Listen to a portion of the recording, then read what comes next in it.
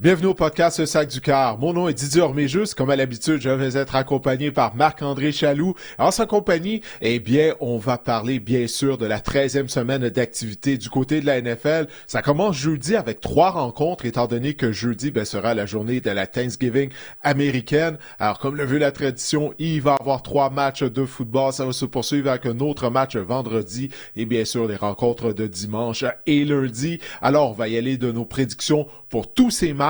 Marc-André, bien sûr, il va partager ses conseils fantasy football, étant donné là qu'on s'approche vers la fin de la saison régulière. Il va essayer de vous donner un petit coup de pouce afin que vous soyez en mesure de gagner votre ligue de fantasy football. Alors, Guillaume, par la musique.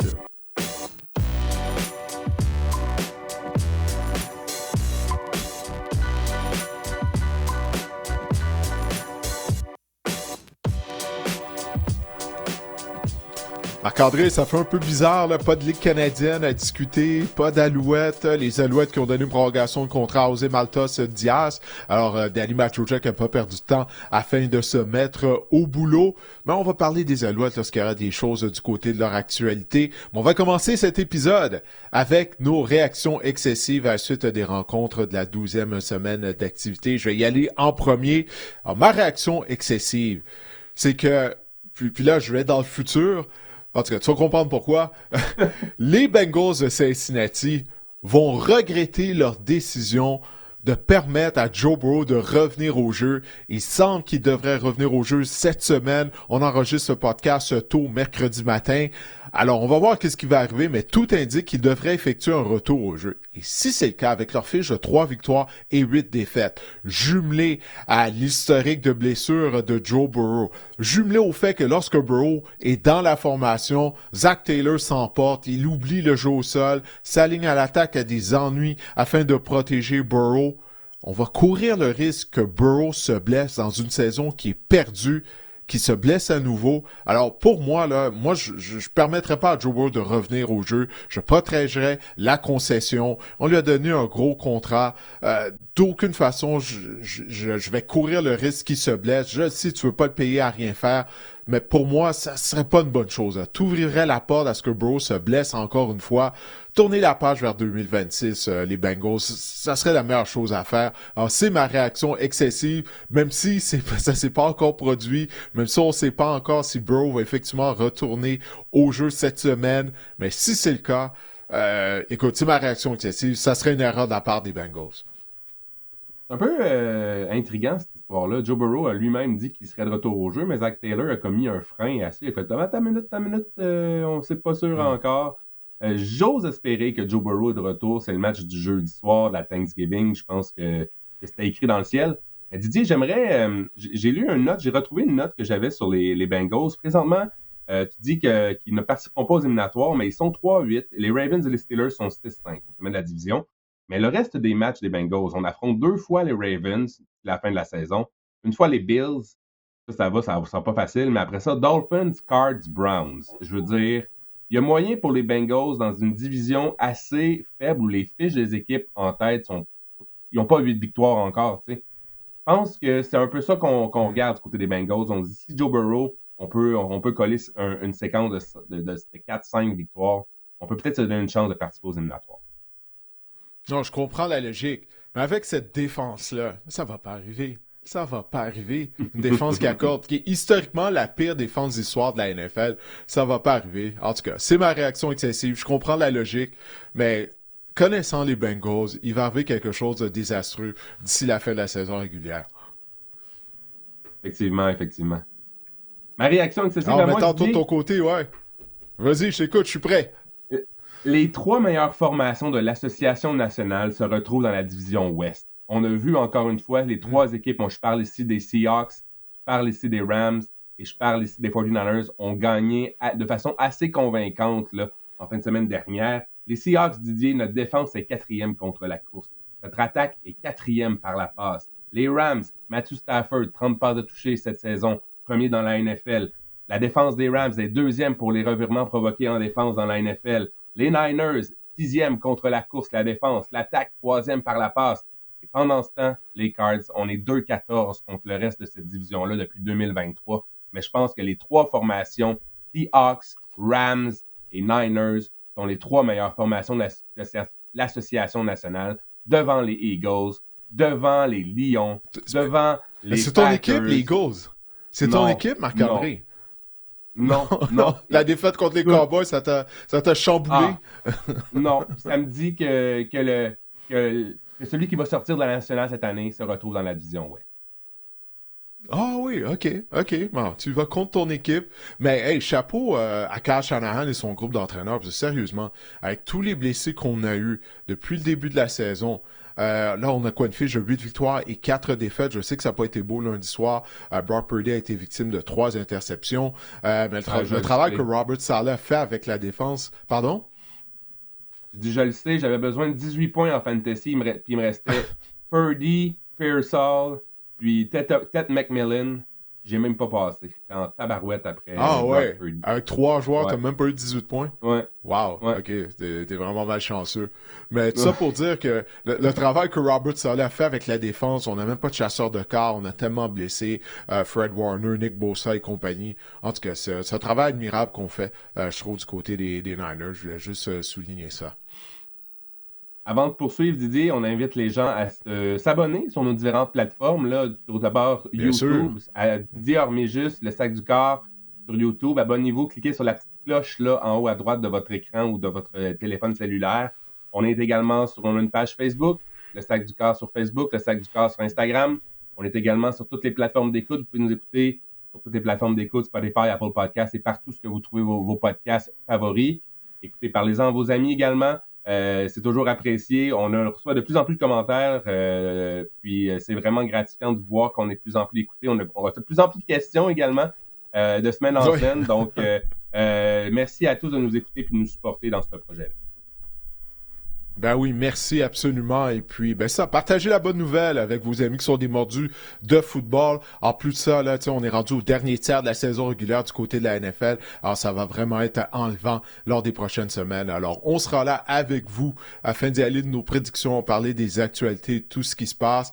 Puis, justement, ça va être le début de la 13e semaine d'activité, Marc-André, jeudi, comme je le disais tout à l'heure. En plus de ça, jeudi, ça va être la journée de la Thanksgiving américaine. Alors, on n'aura pas à attendre jusqu'à jeudi soir pour voir un match. Et le premier match de cette Thanksgiving américaine opposera évidemment les Lions, qui jouent toujours en après-midi le jeudi.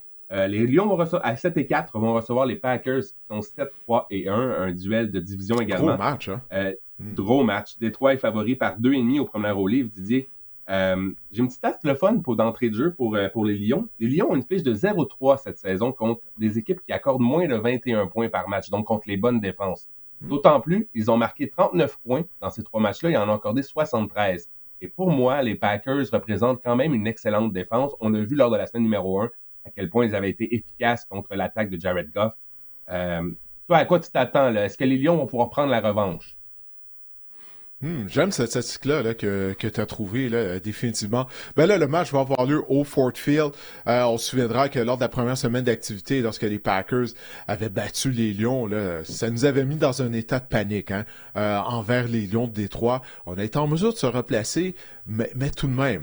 La semaine dernière, ça a tout pris afin de vaincre Jameis Winston et les Giants de New York. L'incroyable Jameis Winston.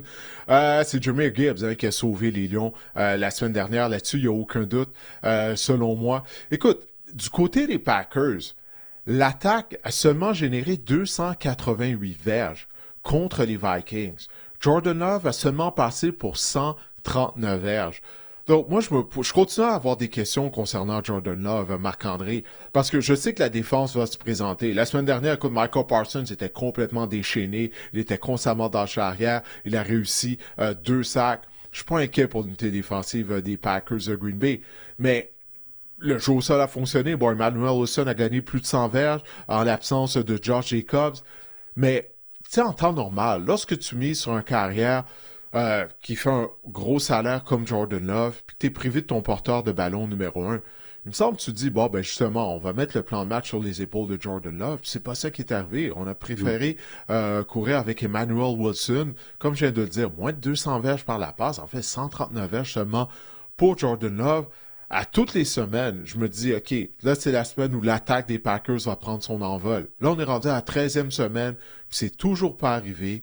Donc moi, Jordan Love, j'ai vraiment des questions afin de savoir est-ce qu'il peut vraiment amener son niveau de jeu à un autre niveau. Puis je vais avoir besoin de le voir, puis de voir ça de façon constante, pas juste un match, puis après ça, c'est le retour à la normale avec 150 verges par la passe. Donc, tant aussi longtemps que j'ai pas vu ça, je vais avoir des doutes concernant Jordan Love. On s'en va au Ford Field, à Détroit. On sait que les Lions vont marquer des points. Tu veux parler de la défense des Packers, elle va devoir connaître tout un match parce que je suis pas certain que l'attaque des Packers, elle, va marquer suffisamment de points. Alors, c'est la raison pour laquelle moi, je choisis Détroit afin de l'emporter jeudi après-midi. On a l'impression du côté, en fait, on n'a pas l'impression, on a l'impression, on se rend compte plutôt que du côté des Packers, que l'absence de Tucker Kraft, ben, ça laisse un grand vide dans l'attaque parce que Ouais. en l'absence de Tucker Kraft, les statistiques de Jordan Love sont vraiment diminuées. En fait, en 3 matchs sans Tucker Kraft, Jordan Love, Didier, a lancé pour en moyenne 163 verges par la passe, ce qui est vraiment minime. Donc, on se rend compte que Tucker Kraft, c'était vraiment la machine qui agençait tout ça. On a un paquet de receveurs moyens, mais Tucker Kraft, notre gros allié rapproché, vraiment, c'était lui qui rassemblait. Je sais pas si c'était les Power Rangers, c'était peut-être un peu vieux quand tu étais jeune, mais tu sais, il y avait un Megazord, là. Mais je pense que Tucker Kraft, c'était le Power Ranger rouge, le chef qui rassemblait le Megazord là, pour qu'on puisse vaincre le méchant qui avait grandi au cours de l'épisode. Je sais que je passe des références les Power Rangers. T'avais raison, non, mais j'ai juste raté ça. Je suis juste un petit peu trop vieux pour avoir embarqué dans les Power Rangers. Mais j'ai aucune idée, le Megazord, c'est quoi. Mais mon point, c'est que c'est ça. On se rend compte que Tucker Kraft manque grandement à l'attaque des Packers. On pourrait voir de retour Jaden Reed prochainement. Peut-être même lors de ce match-là, mais écoute, j'ai bien hâte de voir comment on va s'organiser tout ça. Et du côté des Lions, il fallait souligner la grande performance de Jahmyr Gibbs là, lors du dernier match, qui a obtenu plus de 260 verges totales, connu un fort match contre la piètre défense des Giants. Les Giants contre la course, c'est vraiment pathétique en ce moment. Par contre, les Packers avaient limité les Lions à 46 verges au sol lors de la semaine numéro 1. Moi, je prends les Packers. Non, je prends les Lions pour l'emporter dans ce match-là. Je pense qu'on va revenir à la table à dessin. On ne se fait pas abattre 2 fois. Puis c'est ça. Je prends les Lions pour l'emporter. Je pense que Jahmyr Gibbs va vouloir venger également cette contre-performance de la semaine numéro 1. Je prends les Lions pour l'emporter à domicile à Thanksgiving. Tu viens de parler de Jahmyr Gibbs. On a préparé un tableau pour démontrer à quel point il connaît toute une saison. Parce que, bon, on parle beaucoup du brio de Jonathan Taylor, avec raison. Mais lorsqu'on se met à regarder ça, Marc-André, on voit ici à l'écran pour les gens qui nous regardent via YouTube, ben, leurs statistiques sont très similaires. OK, oui, il y a un avantage pour Jonathan Taylor en termes de toucher. Il en a 17 contre 13 pour Jahmyr Gibbs. Mais la moyenne de verges lorsqu'on touche au ballon, 6,2 pour Taylor, 6,6 pour Jahmyr Gibbs. Nombre de verges totales, là, on parle de combiné là, au sol et par la voie des airs, 1465 en faveur de Jonathan Taylor contre 1330 pour Jahmyr Gibbs. Donc, tout ça pour dire, tu sais, on s'apprêtait déjà à remettre le titre de joueur par excellence en attaque de la NFL à Jonathan Taylor. Mais Jahmyr Gibbs connaît une saison comparable, là, puis il reste encore là, quelques semaines. Cette course-là, elle est loin d'être terminée. Effectivement. Toi, tu prends qui pour l'emporter, Didier? Les Lions, j'y vais avec Détroit à domicile également. Donc, on a le même choix. Les Chiefs à 6 et 5 vont affronter les Cowboys à 5-5-1. Les Chiefs sont favoris par 3,5 sur la route. Ça, c'est quand même intéressant. Et d'entrée de jeu, Didier, ce match-là, les experts s'attendent à ce qu'on pourrait peut-être voir les plus grosses cotes d'écoute de l'histoire là, de la NFL pour un match. Un match des Cowboys contre les Chiefs à 16h. Le jeudi de l'Action de grâce américaine. Dak Prescott contre Patrick Mahomes. Ça peut pas vraiment être meilleur que ça, ce match-là, Didier. Je suis content que, les Cowboys la défense est améliorée, qui fait en sorte que Dallas est présentement une meilleure équipe qu'il y a un mois et demi. Puis même les Lions, parce que moi, je me souviens là des jeudis de la Thanksgiving américaine, lorsque les matchs des Lions étaient même pas terminés à la mi-temps, après un quart de jeu. Là, c'était fini lorsque les Lions étaient pathétiques. Puis il y a eu les Cowboys aussi à un moment donné, ça allait pas bien. En théorie, on devrait avoir 3 bonnes rencontres. J'espère que les 3 matchs vont être compétitifs au moins jusqu'au 4e quart. Oui, écoute, c'est un must-see TV, là, comme on dit, là, cette rencontre-là. Les Chiefs qui ont sauvé leur saison avec leur victoire la semaine dernière. La défense des Cowboys qui joue vraiment mieux, comme je viens de le dire, qu'il y a un mois et demi, parce que le visage de l'unité défensive de Dallas a complètement changé là, depuis les 3 dernières semaines. Non seulement il y a eu le retour au jeu de joueurs blessés, mais l'acquisition également de Quinnen Williams. Puis la ligne défensive des Cowboys maintenant, c'est rendu une force. Hein. Tu sais, avec l'acquisition de Kenny Clark qu'on avait eu dans la transaction de Michael Parsons, l'arrivée de Williams, ça fait qu'on a énormément de profondeur, Marc-André, à la position de plaqueur. Puis on peut y aller d'une rotation, on envoie des forces fraîches constamment et on est en mesure de reculer la pochette contre les carrières adverses. Alors cette défense-là des Cowboys, c'est ça, elle est améliorée puis elle commence à être un problème pour les attaques adverses définitivement. Et on a des ennuis afin de protéger Patrick Mahomes durant les dernières semaines du côté des Chiefs de Kansas City. Donc, la guerre des tranchées, c'est un gros match, on vient de le dire. Il n'y a aucun doute que ça va être à surveiller. Chris Smith, d'ailleurs, va rater la rencontre du côté des Chiefs. Ça pourrait avoir un impact considérable là, sur le match. Pour revenir à la défense des Cowboys, Didier, avant la date limite des transactions, on accordait en moyenne 142 verges au sol et on accordait en moyenne 30 points par match. En 2 matchs depuis la date limite, 45 verges au sol en moyenne et 18,5 points par match. Elle est vraiment améliorée, puis ça le prouve. On se disait lors de la première semaine que justement la défense des Cowboys avait limité Ashton Jeanty au sol. On s'est dit, ouais, mais c'est les Raiders, c'est la ligne attaque des Raiders. Mais là, ils ont complètement muselé Saquon Barkley lors du dernier match. Donc, on peut penser qu'elle est vraiment améliorée. J'ai envie de te poser la question, Didier.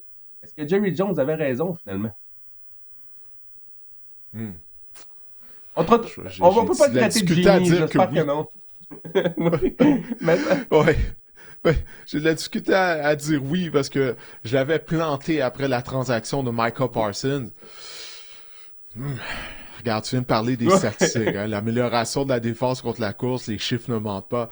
Je veux pas dire que Jerry est un génie, mais bon, peut-être qu'il avait un peu raison.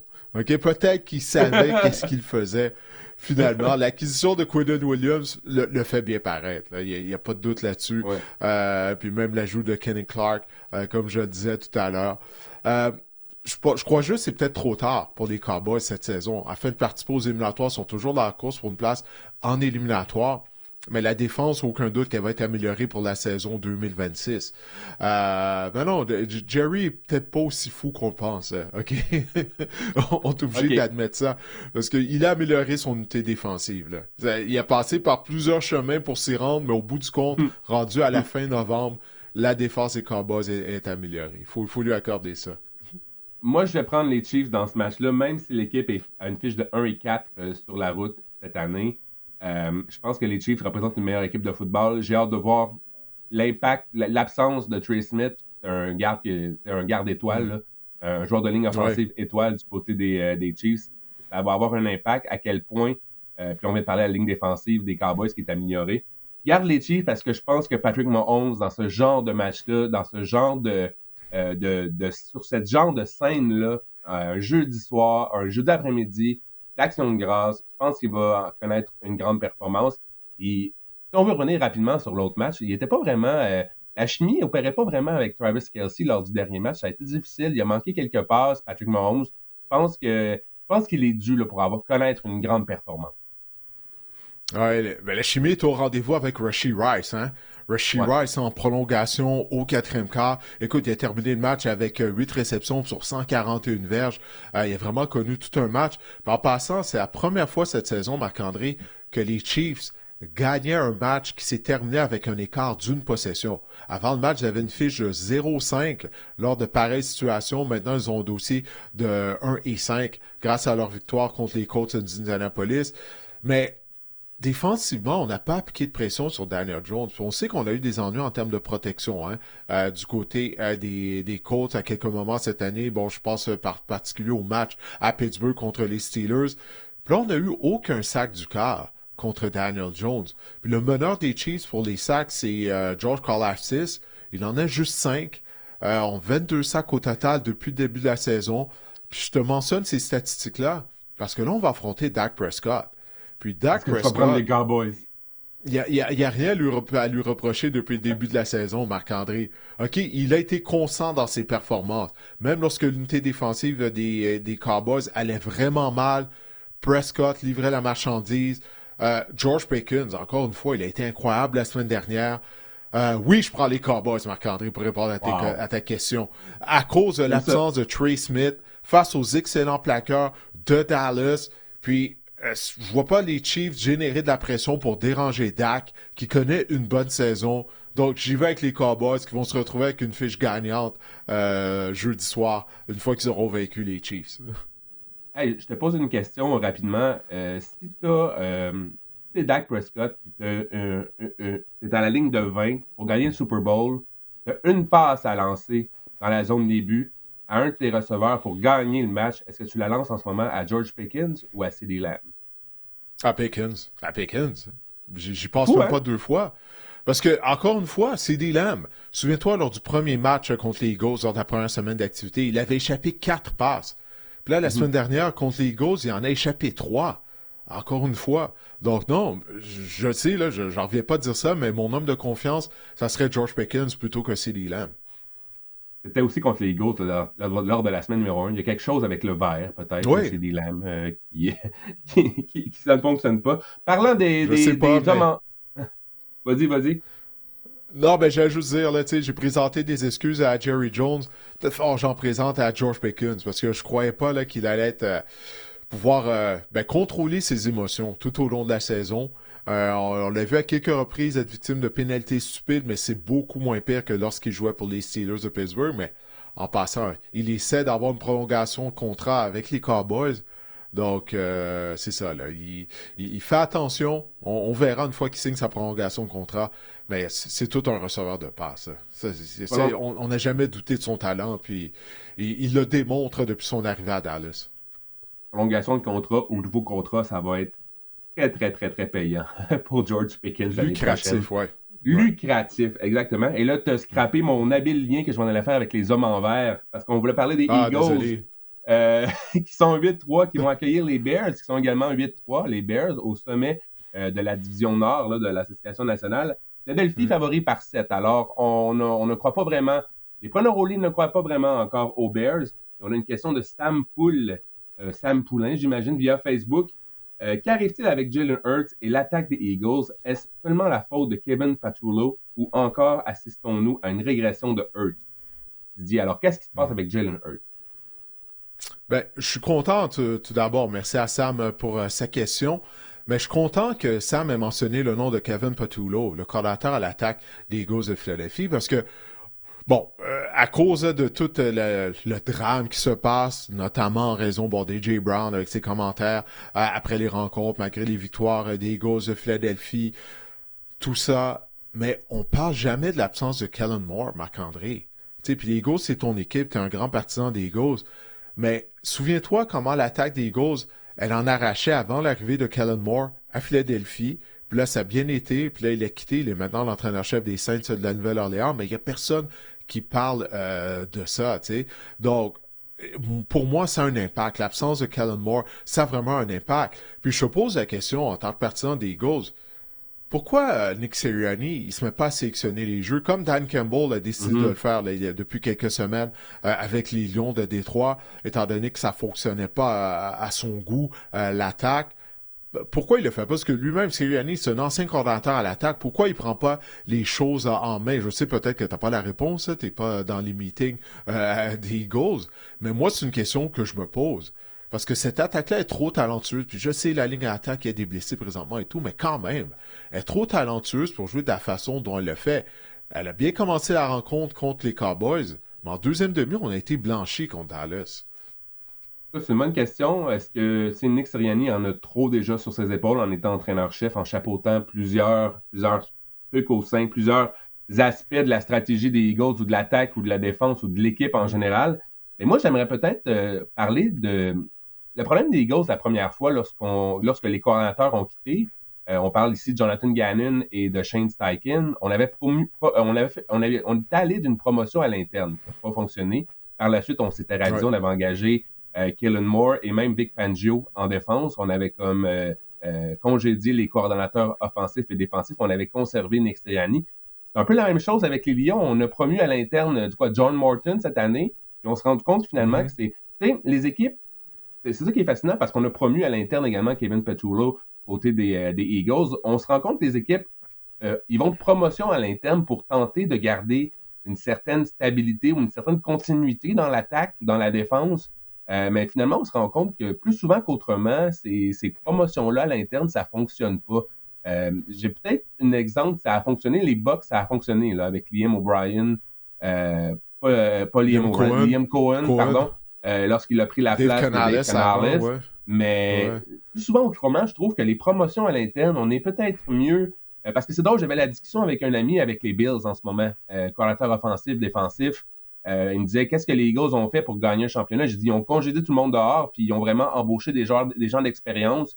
Puis la pâte, la recette, elle a levé, là, le gâteau a levé du côté des Eagles. Parce que, c'est ça, je me pose la question, est-ce que la promotion à l'interne, des fois, oui, on espère, on a une espérance de continuité, de stabilité, mais est-ce que ça s'élimite? Parfois, veut pas, on n'a pas les mêmes mentalités en bout de ligne. Et on se rend compte en ce moment avec les Eagles, avec Saquon Barkley, c'est vraiment difficile le jeu au sol. Oui, je sais que Lane Johnson n'était pas là lors du dernier match. L'attaque est amochée, mais quand même, je ne sais pas à quel point. Écoute, j'ai pas de réponse. Je me posais la question. Promotion à l'interne versus aller chercher des vétérans aguerris comme Vic Fangio pour coordonner une défense. Je ne sais pas qu'est-ce qui est mieux finalement en bout de ligne. Hey, tu as mentionné Saquon. Il a une moyenne seulement de 3,7 verges par course depuis le début de la saison. 10 courses pour 22 verges seulement contre les Cowboys. Moi, je continue de dire que bon, l'attaque des Eagles est à son mieux lorsqu'on est en mesure de courir avec le ballon. Mais t'as Tanks Bixby, qui lui, bon, seulement 18 courses depuis qu'il s'est joint avec les Eagles. 9,1 verges par course. C'est seulement 18 courses, mais quand même. Peut-être que ça serait mieux de partager le travail entre Saquon et Bixby, parce que faut essayer, qu'est-ce que j'essaie de dire du côté des Eagles, Marc-André, faut essayer des choses nouvelles. Peut-être partager le champ arrière, donner plus de courses à Bixby, que Sirianni commence à sélectionner les jeux, mais ça peut pas continuer comme ça, parce que A.J. Brown, OK, c'est vrai, là, c'est de chialer constamment dans les médias lorsque l'équipe gagne, ça aide pas, là, ça nuit dans le vestiaire. Mais il y avait de la vérité quand même dans ses propos, parce que de la façon dont l'attaque joue, ça ne sera pas suffisant afin de gagner un autre Super Bowl du côté des Eagles. Donc, il faut qu'on essaie d'apporter des ajustements. Je ne dis pas qu'on n'a pas essayé de le faire, mais peut-être des ajustements plus drastiques d'une certaine façon du côté Philadelphie.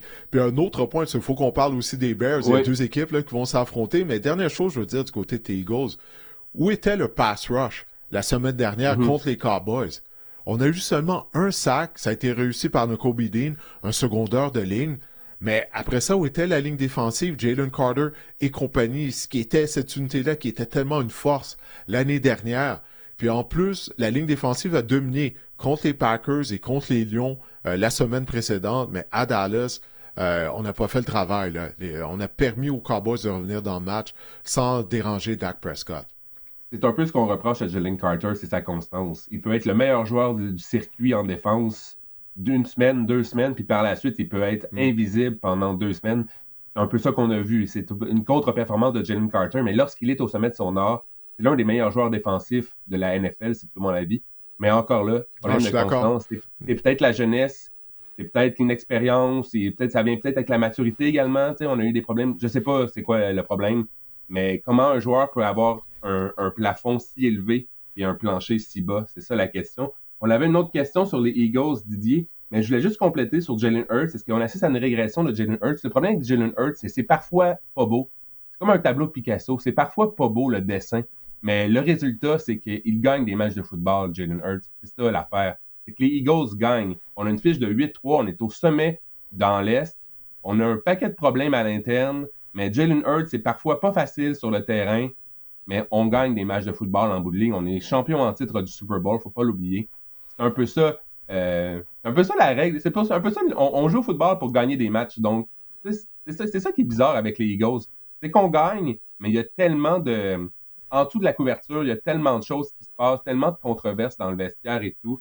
Mais Jalen Hurts, ça demeure pour moi un gagnant. Et on a une question de Samuel Lévesque via Facebook qui nous demande est-ce que les Eagles sont encore des aspirants au Super Bowl? Je ne suis pas convaincu personnellement. Vous faites une excellente job. Merci. Je dis alors, est-ce que les Eagles sont encore des aspirants au Super Bowl selon toi? Ouais, merci à Samuel qui nous envoie des questions régulièrement. Pour moi, oui, ils sont encore des aspirants au Super Bowl. Ils sont les champions à titre. C'est eux qui détiennent la ceinture là, jusqu'à ce jour. Mais non, pour moi, les Eagles sont toujours des aspirants, mais on vient là de mentionner là, tous les problèmes qu'on a du côté des Eagles. Faut trouver des solutions. Il reste suffisamment de temps. On est toujours au mois de novembre. Comme tu l'as dit, on a une fiche de 8 victoires et 3 défaites. C'est juste que le standard est élevé du côté des Eagles. Étant donné qu'on a gagné le Super Bowl l'année dernière, il y a 2 ans, on avait participé, il y a 2 ans, 3 ans, lorsqu'on avait perdu contre les Chiefs, on avait participé au Super Bowl. On est une des meilleures équipes de la NFL, puis cette équipe-là a assez de talent afin de gagner le Super Bowl. Donc, pour répondre à la question de Samuel, oui, pour moi, je considère toujours les Eagles des aspirants au Super Bowl. Est-ce que les Bears ont enfilé un déguisement de bonne équipe de football depuis le début de la saison, Didier, parce qu'ils ont une victoire cette année face à des adversaires qui jouent au-dessus de 500, et on va voir vraiment de quel bois se chauffent les Bears dans les prochains matchs, parce que 5 de leurs 6 prochains matchs sont contre des équipes qui sont au moins 3 matchs au-dessus de 500. Donc là, on passe aux choses sérieuses pour pour l'équipe de Ben Johnson. On va vraiment voir de quoi les Bears sont capables, le vrai visage des Bears. Personnellement, si tu veux mon opinion, je pense que ça pourrait être une catastrophe. Ben écoute, on va avoir une réponse lorsqu'ils vont affronter les Eagles de Philadelphie, parce que c'est ça, comme tu viens de dire, leur victoire contre les Steelers dimanche dernier, c'est leur première victoire contre une équipe avec une fiche gagnante. Mais on le voit depuis un mois, c'est clair. Caleb Williams est un joueur amélioré. Bon, il a échappé le ballon dans la zone début, ça c'était une grosse bourde, ça permet aux Steelers d'inscrire un toucher défensif. Mais tu sais, qu'est-ce que j'ai aimé, Marc-André? Il est revenu à la charge après ça. Il n'a pas laissé cette crampe au cerveau dérouter le reste de sa rencontre. Il a fait des jeux avec son bras, avec ses jambes. Tu as mentionné le calendrier des Bears, parce que les Bears, j'en parlais avec Renaud dimanche soir, oui, ils ont une fiche de 8-3. C'est bizarre de dire ça, mais c'est chambranlant, là, comme fiche de 8-3, je trouve. On trouve des façons de gagner, je veux rien enlever, là, parce que les Bears sont une équipe améliorée, ça, il n'y a aucun doute là-dessus. Mais le calendrier, donc on va jouer contre les Eagles, on n'a pas encore affronté les Packers, donc il nous reste 2 matchs contre les Packers.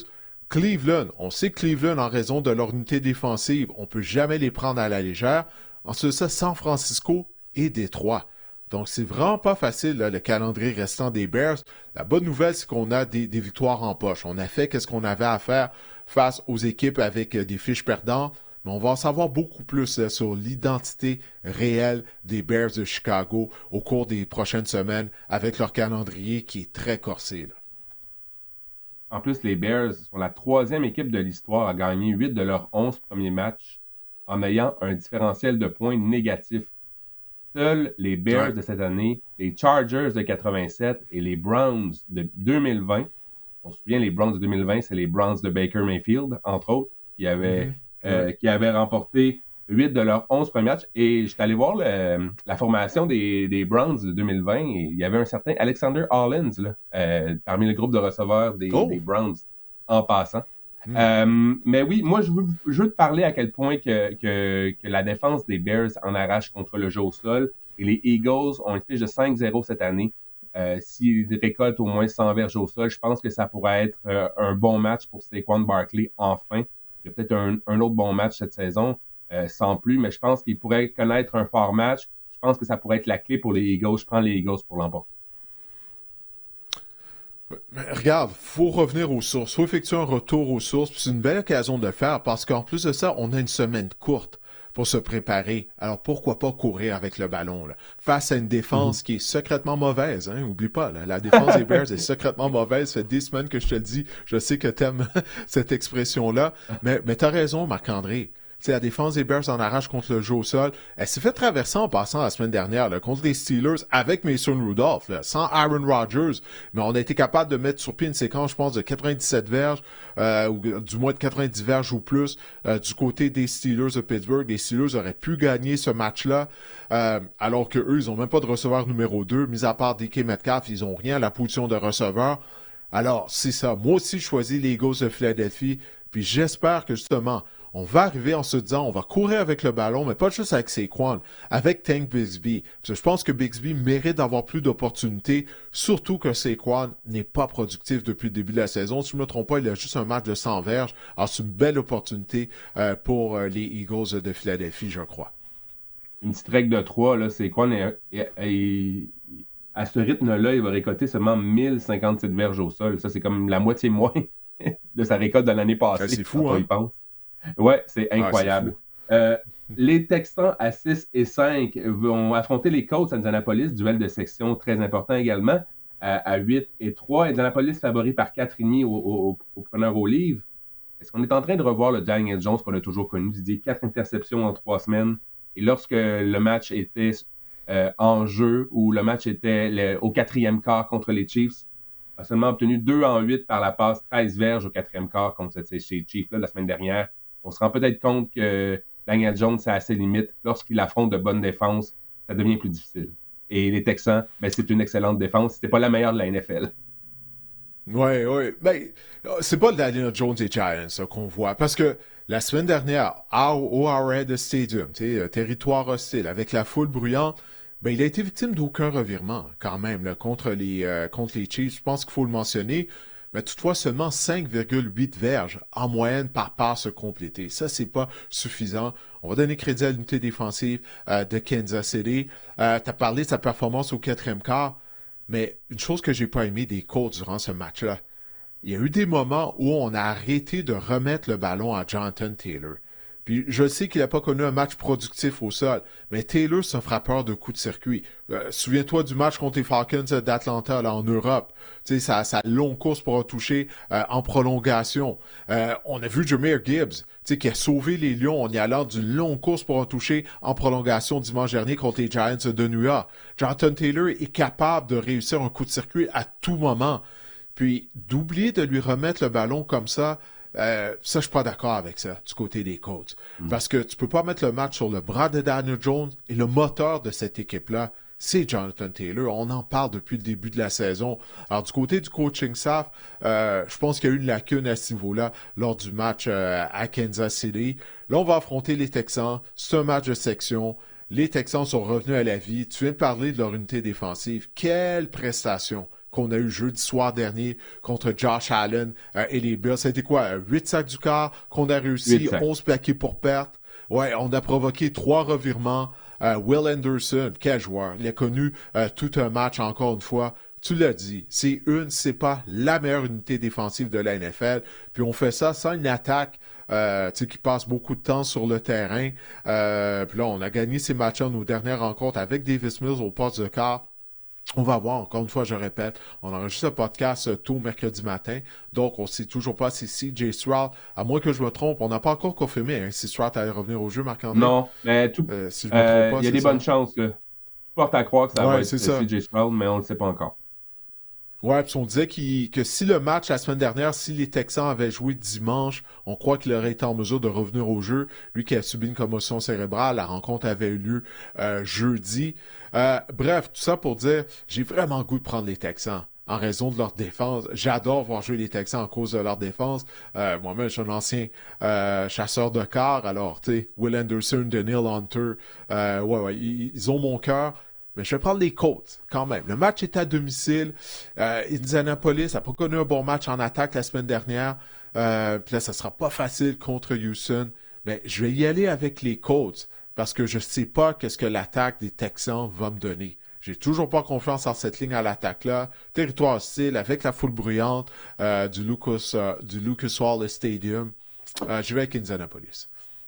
Selon le Houston Chronicle ce matin, là, on s'attend à voir CJ Stroud de retour en action en fin de semaine.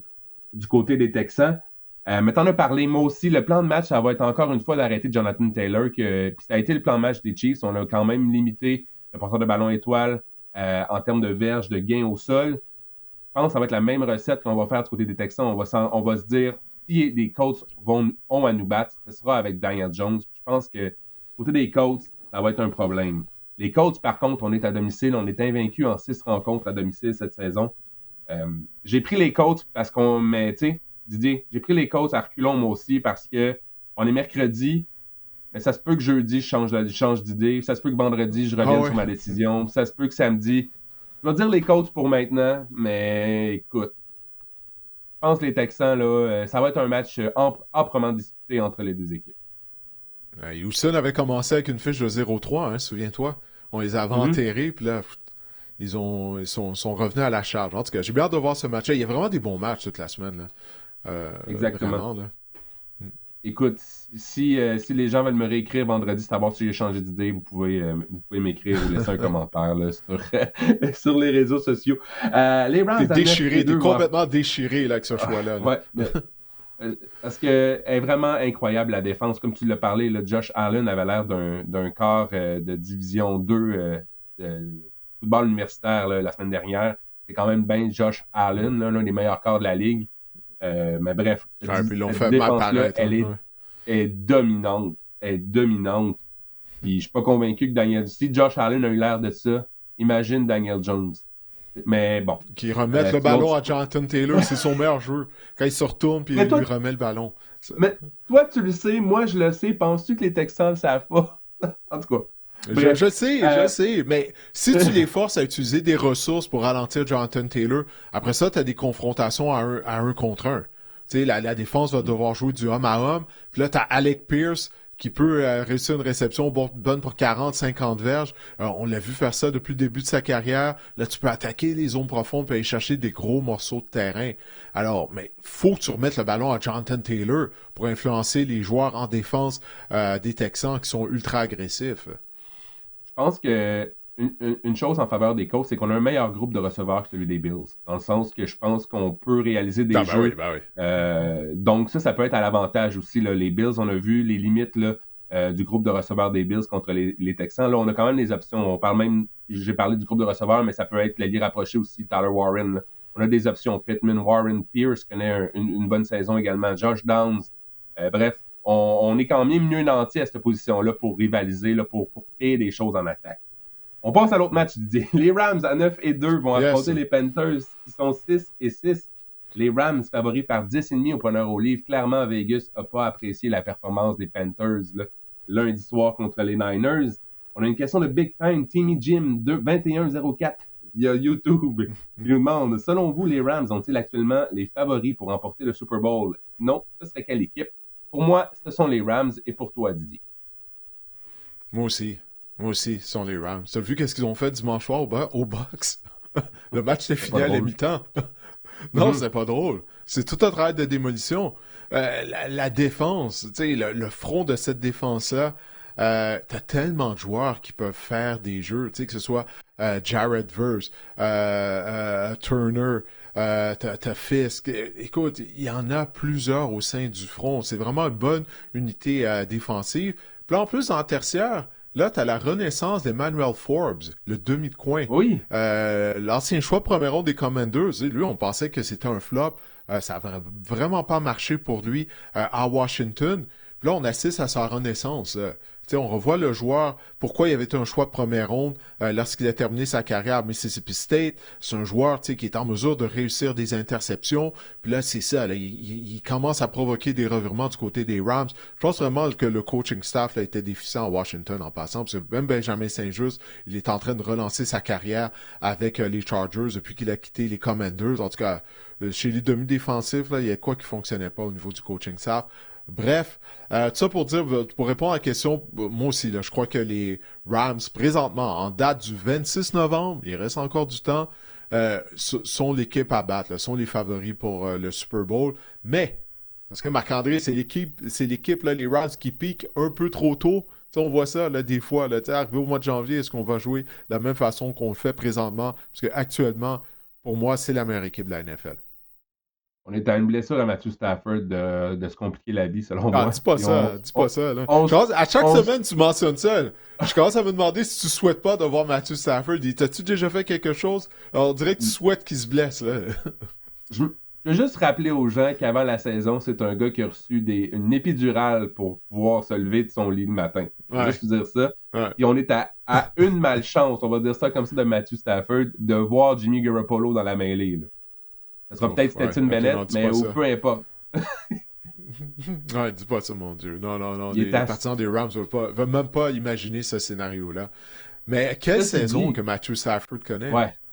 C'est là que je m'en allais, Didier. Quelle saison? 27 passes de toucher sans interception. C'est la plus longue séquence de l'histoire. Tout simplement incroyable. Puis je pense que les Rams, là, même si les Panthers jouent bien à domicile, on a vu les limites des Panthers, que c'est une équipe qui est encore pas prête là, à gagner. Contre les bonnes formations, ça a été difficile contre les Niners. Les Rams ont 5 victoires. Ils ont été démasqués. Ils vont en avoir Ouais, exact. Ils vont en récolter une 6e de suite contre les Panthers. Les Panthers ont été démasqués lundi soir. Là. Hey, Brock Purdy a été victime de 3 interceptions en première demi. Puis malgré tout, les Panthers avaient juste 3 points au tableau, si je me souviens bien, à la mi-temps. On était incapable de faire quelque chose en attaque. Bryce Young, victime d'une horrible interception dans la zone début. Alors, ouais, moi aussi, je choisis les Rams afin de l'emporter, même si tu as parlé de l'affiche des Panthers à domicile. Là. Non, regarde, là, ils ont été démasqués. Les Panthers sont qui on pensait qu'ils étaient. Okay? Ils sont améliorés comparativement à l'année dernière. Mais c'est pas une équipe de calibre afin de participer aux éliminatoires. Je crois pas, à tout le moins. En tout cas, on va voir qu'est-ce qui va arriver. Si je me trompe pas, la Caroline n'a pas encore joué contre les Buccaneers. Il leur reste 2 affrontements contre Tampa Bay. C'est là que ça va jouer là, pour le premier rang de la section sud de la nationale. Mais je veux en revenir à Matthew Stafford parce qu'on a préparé un tableau pour montrer à quel point il connaît une saison historique, là, Matthew Stafford, jusqu'à présent. Alors, on a ça à l'écran ici pour les gens là, qui nous regardent via notre chaîne YouTube. Alors, les carrières avec plus de 30 passes de toucher et là, je suis pas en mesure de voir parce que j'ai le timing à l'écran qui est directement sur le tableau. Est-ce que tu es en mesure de voir ton Marc-André? Oui, c'est 30 passes de toucher et moins de 5 interceptions dans leurs 11 premiers matchs. Donc, Tom Brady, en 2007, avait réalisé l'exploit, avait gagné le titre de joueur par excellence du circuit. Même chose pour Aaron Rodgers en 2011 et 2014, titre de joueur par excellence. Pat Mahomes, en 2020, n'avait pas gagné le titre de joueur par excellence, mais avait réalisé l'exploit. 2020, Aaron Rodgers, pour une 3e fois, un autre titre de joueur par excellence de la NFL. Et on est en voie de se demander si Matthew Stafford, en 2025, pourrait être le joueur par excellence ou remporter le titre cette année. Je pense que c'est légitime comme question parce qu'il est tout simplement incroyable. Je pense présentement c'est lui. C'est lui le joueur par excellence à la NFL. Là. On va voir ce qui va arriver au cours des prochaines semaines, mais si j'avais un vote, je sais pas pour toi, là, on avait parlé de Jonathan Taylor plus tôt, même de Daniel Jones à un certain moment de l'année. Il y a eu d'autres joueurs, même Sam Darnold à un certain moment, là, avant de son match à 4 interceptions. Mais pour l'instant, moi je crois que c'est Matthew Stafford, puis il n'y a même pas de conversation à avoir sur le sujet. Je sais pas ce que tu en penses de ton côté. Si j'avais un top 3 à faire en ce moment, ce serait Stafford 1, Drake May 2, et 3, je dirais peut-être JSN. Un receveur de passe, je sais que c'est... Non, on va en parler tout à l'heure, ouais. Je sais pas, c'est jamais très sexy, un receveur de passe, ça arrivera jamais, là, mais je pense qu'il faut quand même se poser la question à quel point Jackson Smith-Njigba est le joueur, est parmi l'un des joueurs les plus utiles de la NFL en ce moment. Ouais, on va en parler tout à l'heure. On a préparé un tableau sur Smith-Njigba afin de démontrer la saison incroyable qu'il connaît. Je pense, écoute, si je me trompe pas, le seul receveur qui a, dans l'ère moderne, qui a déjà eu le titre de joueur par excellence de la NFL, je crois que c'est Jerry Rice. Si je me souviens bien, là, il me semble Jerry Rice l'a eu, mais c'est ça. Comme tu dis, ça arrive pratiquement jamais. Un dernier mot sur le match Rams-Panthers. Il y a le maraudeur Trevor Moehrig qui participera pas à la rencontre. Moehrig, c'est le maraudeur des Panthers à Caroline. Je sais pas si tu as vu qu'est-ce qu'il a fait à Juwan Jennings des 49ers. Un coup dans les choses. Dans les valseuses. Un coup de poing. Ouais, ça, parce qu'initialement, on avait vu les images de Jennings s'en prenait à Maury, puis on se disait, ben, ce qui arrive avec Jennings, il a pété les plombs ou quoi. Puis là, par la suite, on a vu les images, pourquoi il avait réagi de cette façon-là, parce que Maury lui a donné un coup de poing, justement, dans les parties, dans la fourche, comme on dit.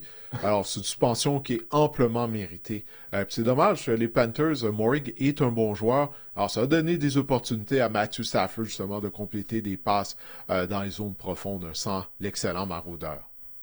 Est-ce que les joueurs de football jouent avec un jackstrap, un support athlétique?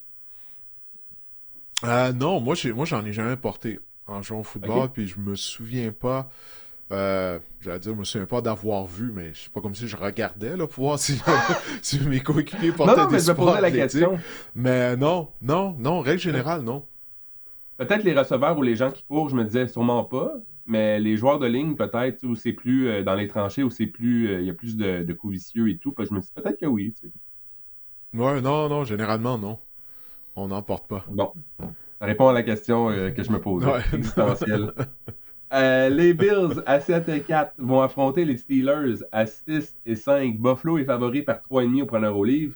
On assistera à un autre match de Mason Rudolph ou Aaron Rodgers du côté des Steelers.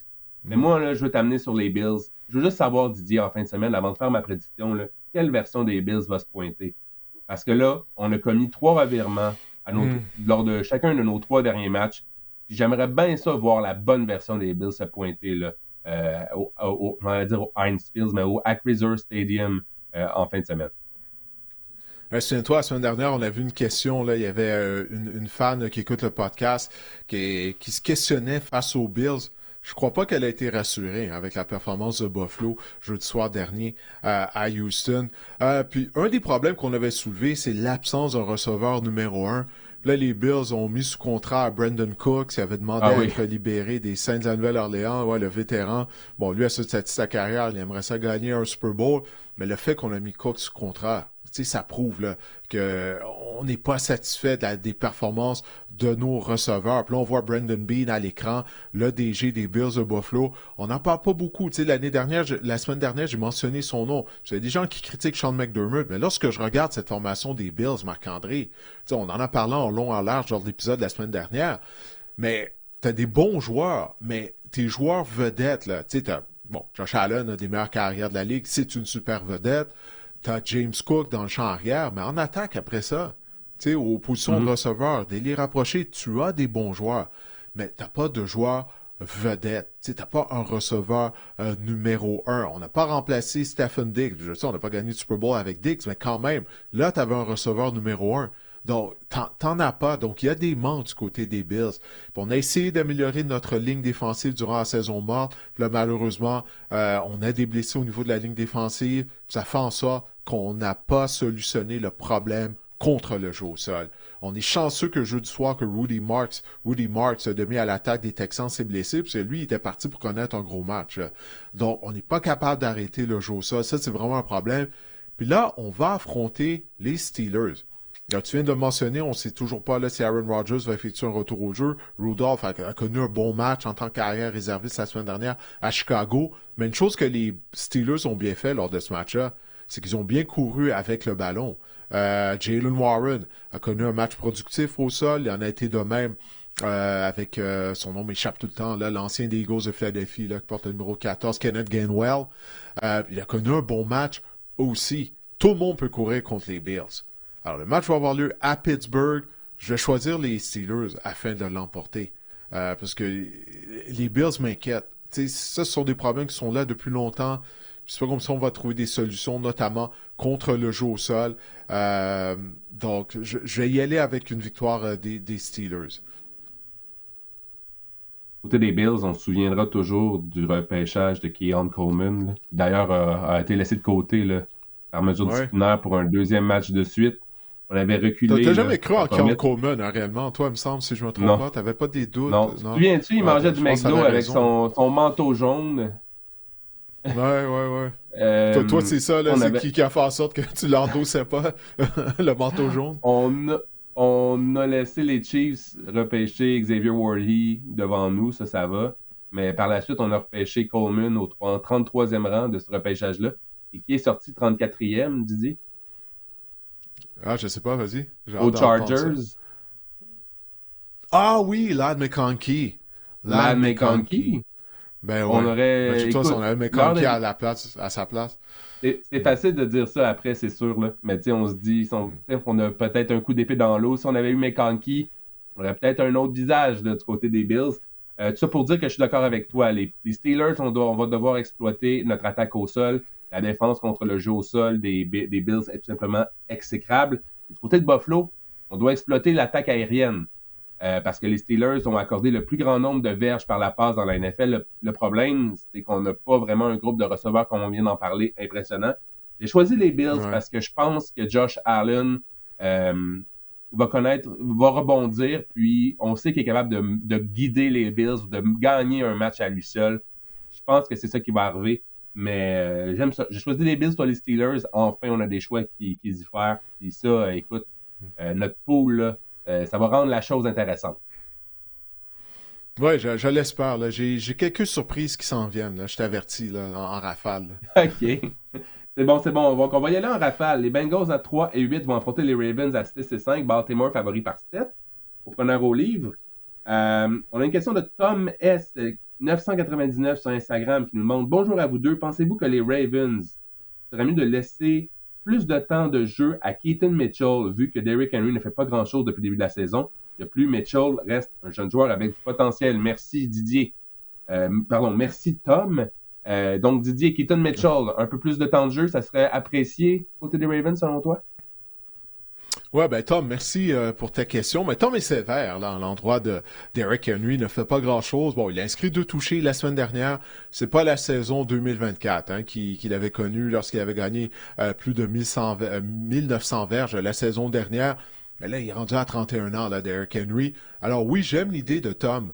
De peut-être partager le travail un peu plus à Keaton Mitchell qui est explosif, un style complètement différent de Derrick Henry, un plus petit gabarit, ben, tous les porteurs de ballon, un plus petit gabarit que Ouais. Derrick Henry, tu vas me dire, là, mais il est petit, il est vif, puis c'est ça, ça fait un changement, le changement de rythme dans le champ arrière, je déteste pas l'idée, loin de là, Mitchell est en santé, il est revenu au jeu il y a quelques semaines, j'aime l'idée de Tom à ce moment-là, à ce niveau-là.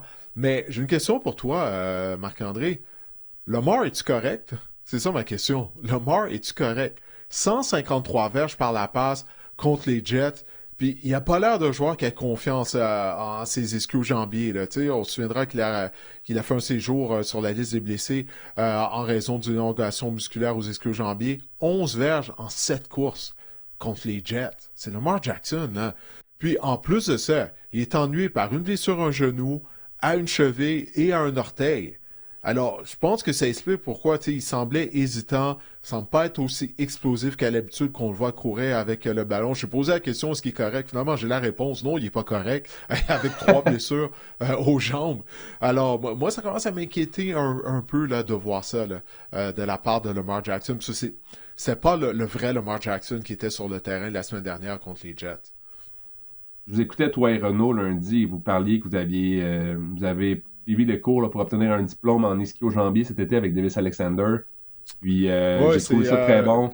J'ai c'est trouvé ça. Renaud qui a sorti ça. Comment il avait dit ça encore? Il avait dit un, ah, pas un diplôme, mais un certificat Ouais. en ischio-jambier. En Voilà. ischio-jambier.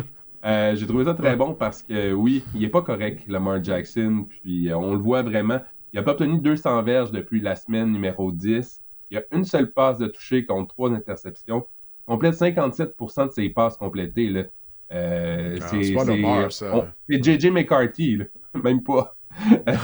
Non. Non, non, et 14 verges au sol en moyenne par match, c'est pas Lamar Jackson. Par contre, je pense que juste sa présence dans le vestiaire, sa présence sur le terrain, on avait des adversaires aussi prenables. Là, puis écoute, les Bengals sont également prenables. Je pense même que Lamar Jackson pourrait connaître son meilleur match depuis son retour contre la piètre défense des Bengals. Mais je pense que ça va prendre quand même une période d'adaptation avant qu'on voit le même Lamar Jackson. On voit le vrai Lamar Jackson. Est-ce que ce Lamar-là on va avoir assez de temps côté des Ravens pour le voir, pour pouvoir qu'il soit au sommet de son art, au sommet de sa forme en éliminatoire ou dans une course aux éliminatoires? Ça reste à voir, mais non, il est clairement pas en santé. Il y a quelque chose qui cloche là, chez Lamar Jackson. Moi, j'ai pris les Ravens pour l'emporter quand même parce que je peux pas endosser un peu la piètre défense des Bengals, même si Joe Burrow est de retour. Puis on s'entend, Joe Burrow, là, à son seul match complet cette saison, ça n'a pas été fameux non plus. Là. Il a obtenu comme moins de 250 verges par la passe. La ligne à l'attaque est discutable également, puis ça n'a pas changé. La défense est médiocre, ça n'a pas changé. Dans les Ravens pour l'emporter. Ouais, les Ravens, leur ligne défensive toujours pas en mesure d'appliquer de la pression constante sur les carrières adverses. Alors ça pourrait peut-être donner un coup de pouce à Joe Burrow s'il effectue effectivement un retour au jeu. S'il ne revient pas au jeu, ben ça va aider également Joe Flacco. La question de savoir est-ce que T. Higgins va jouer, hein, puisqu'il a quitté le match la semaine dernière victime d'une commotion cérébrale. Puis, Non, ils ont écoute, dit ça que avait non. l'air d'être une bonne. Ouais? Non, Ok, il c'est est déjà déjà confirmé confirmé, qu'il ne hein? sera pas de la formation. Ah oui, ok, parce que juste en voyant les images, je sais pas si tu as vu sa commotion, Ouais. tu sais, sa tête a donné lourdement contre la surface synthétique, puis en plus de ça, le joueur qui le couvrait a atterri sur sa tête. Tu sais, là, fait que lui, il bougeait plus, là, Higgins. Donc, tout ça pour dire, la défense des Ravens, elle joue mieux, mais encore une fois, tu sais, pour presser les carrières adverses, il faut qu'on envoie des blitz. Donc, ça donne des confrontations à 1 contre 1. Burrow pourrait tirer avantage de ça. Je vais aussi choisir les Ravens de Baltimore. Mais c'est un match de section. Puis, t'en as parlé, c'est toi-même qui as soulevé le point là, lorsque je suis allé de ma réaction excessive. Les Bengals, eux, ils croient qu'ils peuvent toujours avoir des chances de participer aux éliminatoires. Là. Ils n'ont aucune marge de manœuvre, toutefois. Mais si eux, ils y croient, ben, ça va être un match difficile pour les Ravens de Baltimore, puisque ce sont des rivaux de section. Les Bengals vont jouer avec effort, mais je suis certain qu'il va y avoir des erreurs de couverture à un certain moment donné. La défense va flancher, alors choisis Baltimore pour l'emporter. Jamar Chase sera de retour au jeu en terminant. Il s'est excusé. Tu as Oui. vu la lettre d'excuse pour quelque chose qui n'a, selon lui, rien fait. Hein? On va se dire, il s'est excusé, en fait, mais on se demande pourquoi, Ouais. s'il n'a rien fait, pourquoi il s'excuse. Et il s'est Non, excusé à là, tous il les a êtres reconnu vivants. qu'il a fait. Il a reconnu qu'il avait effectivement craché ce que tout le monde avait vu, là, qu'il a craché sur Jalen Ramsey. Ah. Et il s'est surtout excusé à tous les êtres vivants sur Terre, sauf Jalen Ramsey dans ses excuses. Ouais. C'est ça, il n'a pas mentionné le nom de Ramsey dans son non, excuse, hein? non, écoute, je pense qu'il t'a mentionné toi puis moi. Puis, Ouais, ah bah, c'est pas pire, je suis flatté. Non, tout Bon. le monde. Excuse tout le monde. Sauf la personne sur laquelle il a craché. Exact. Les 49ers à 8-4 vont affronter les Browns qui sont 3-8. San Francisco favori par 4,5 seulement au preneur au livre. Écoute, on parle de Shedeur Sanders qui va obtenir son deuxième départ, qui a remporté son premier match, premier quart, a gagné son premier départ avec les Browns depuis Eric Zaire en 1995. Ça, c'était à l'époque. Bill Belichick était l'entraîneur-chef des Browns. Ouais, c'est la dernière saison des Browns avant qu'ils déménagent à Baltimore, ça. Exact. Myles Garrett, est-ce qu'on parle de lui? 13 sacs en 4 matchs, tout simplement incroyable. Mais je pense quand même que je vais prendre les 49ers pour l'emporter parce que je pense que je ne peux pas endosser les Browns en ce moment. Ah oui? Ah.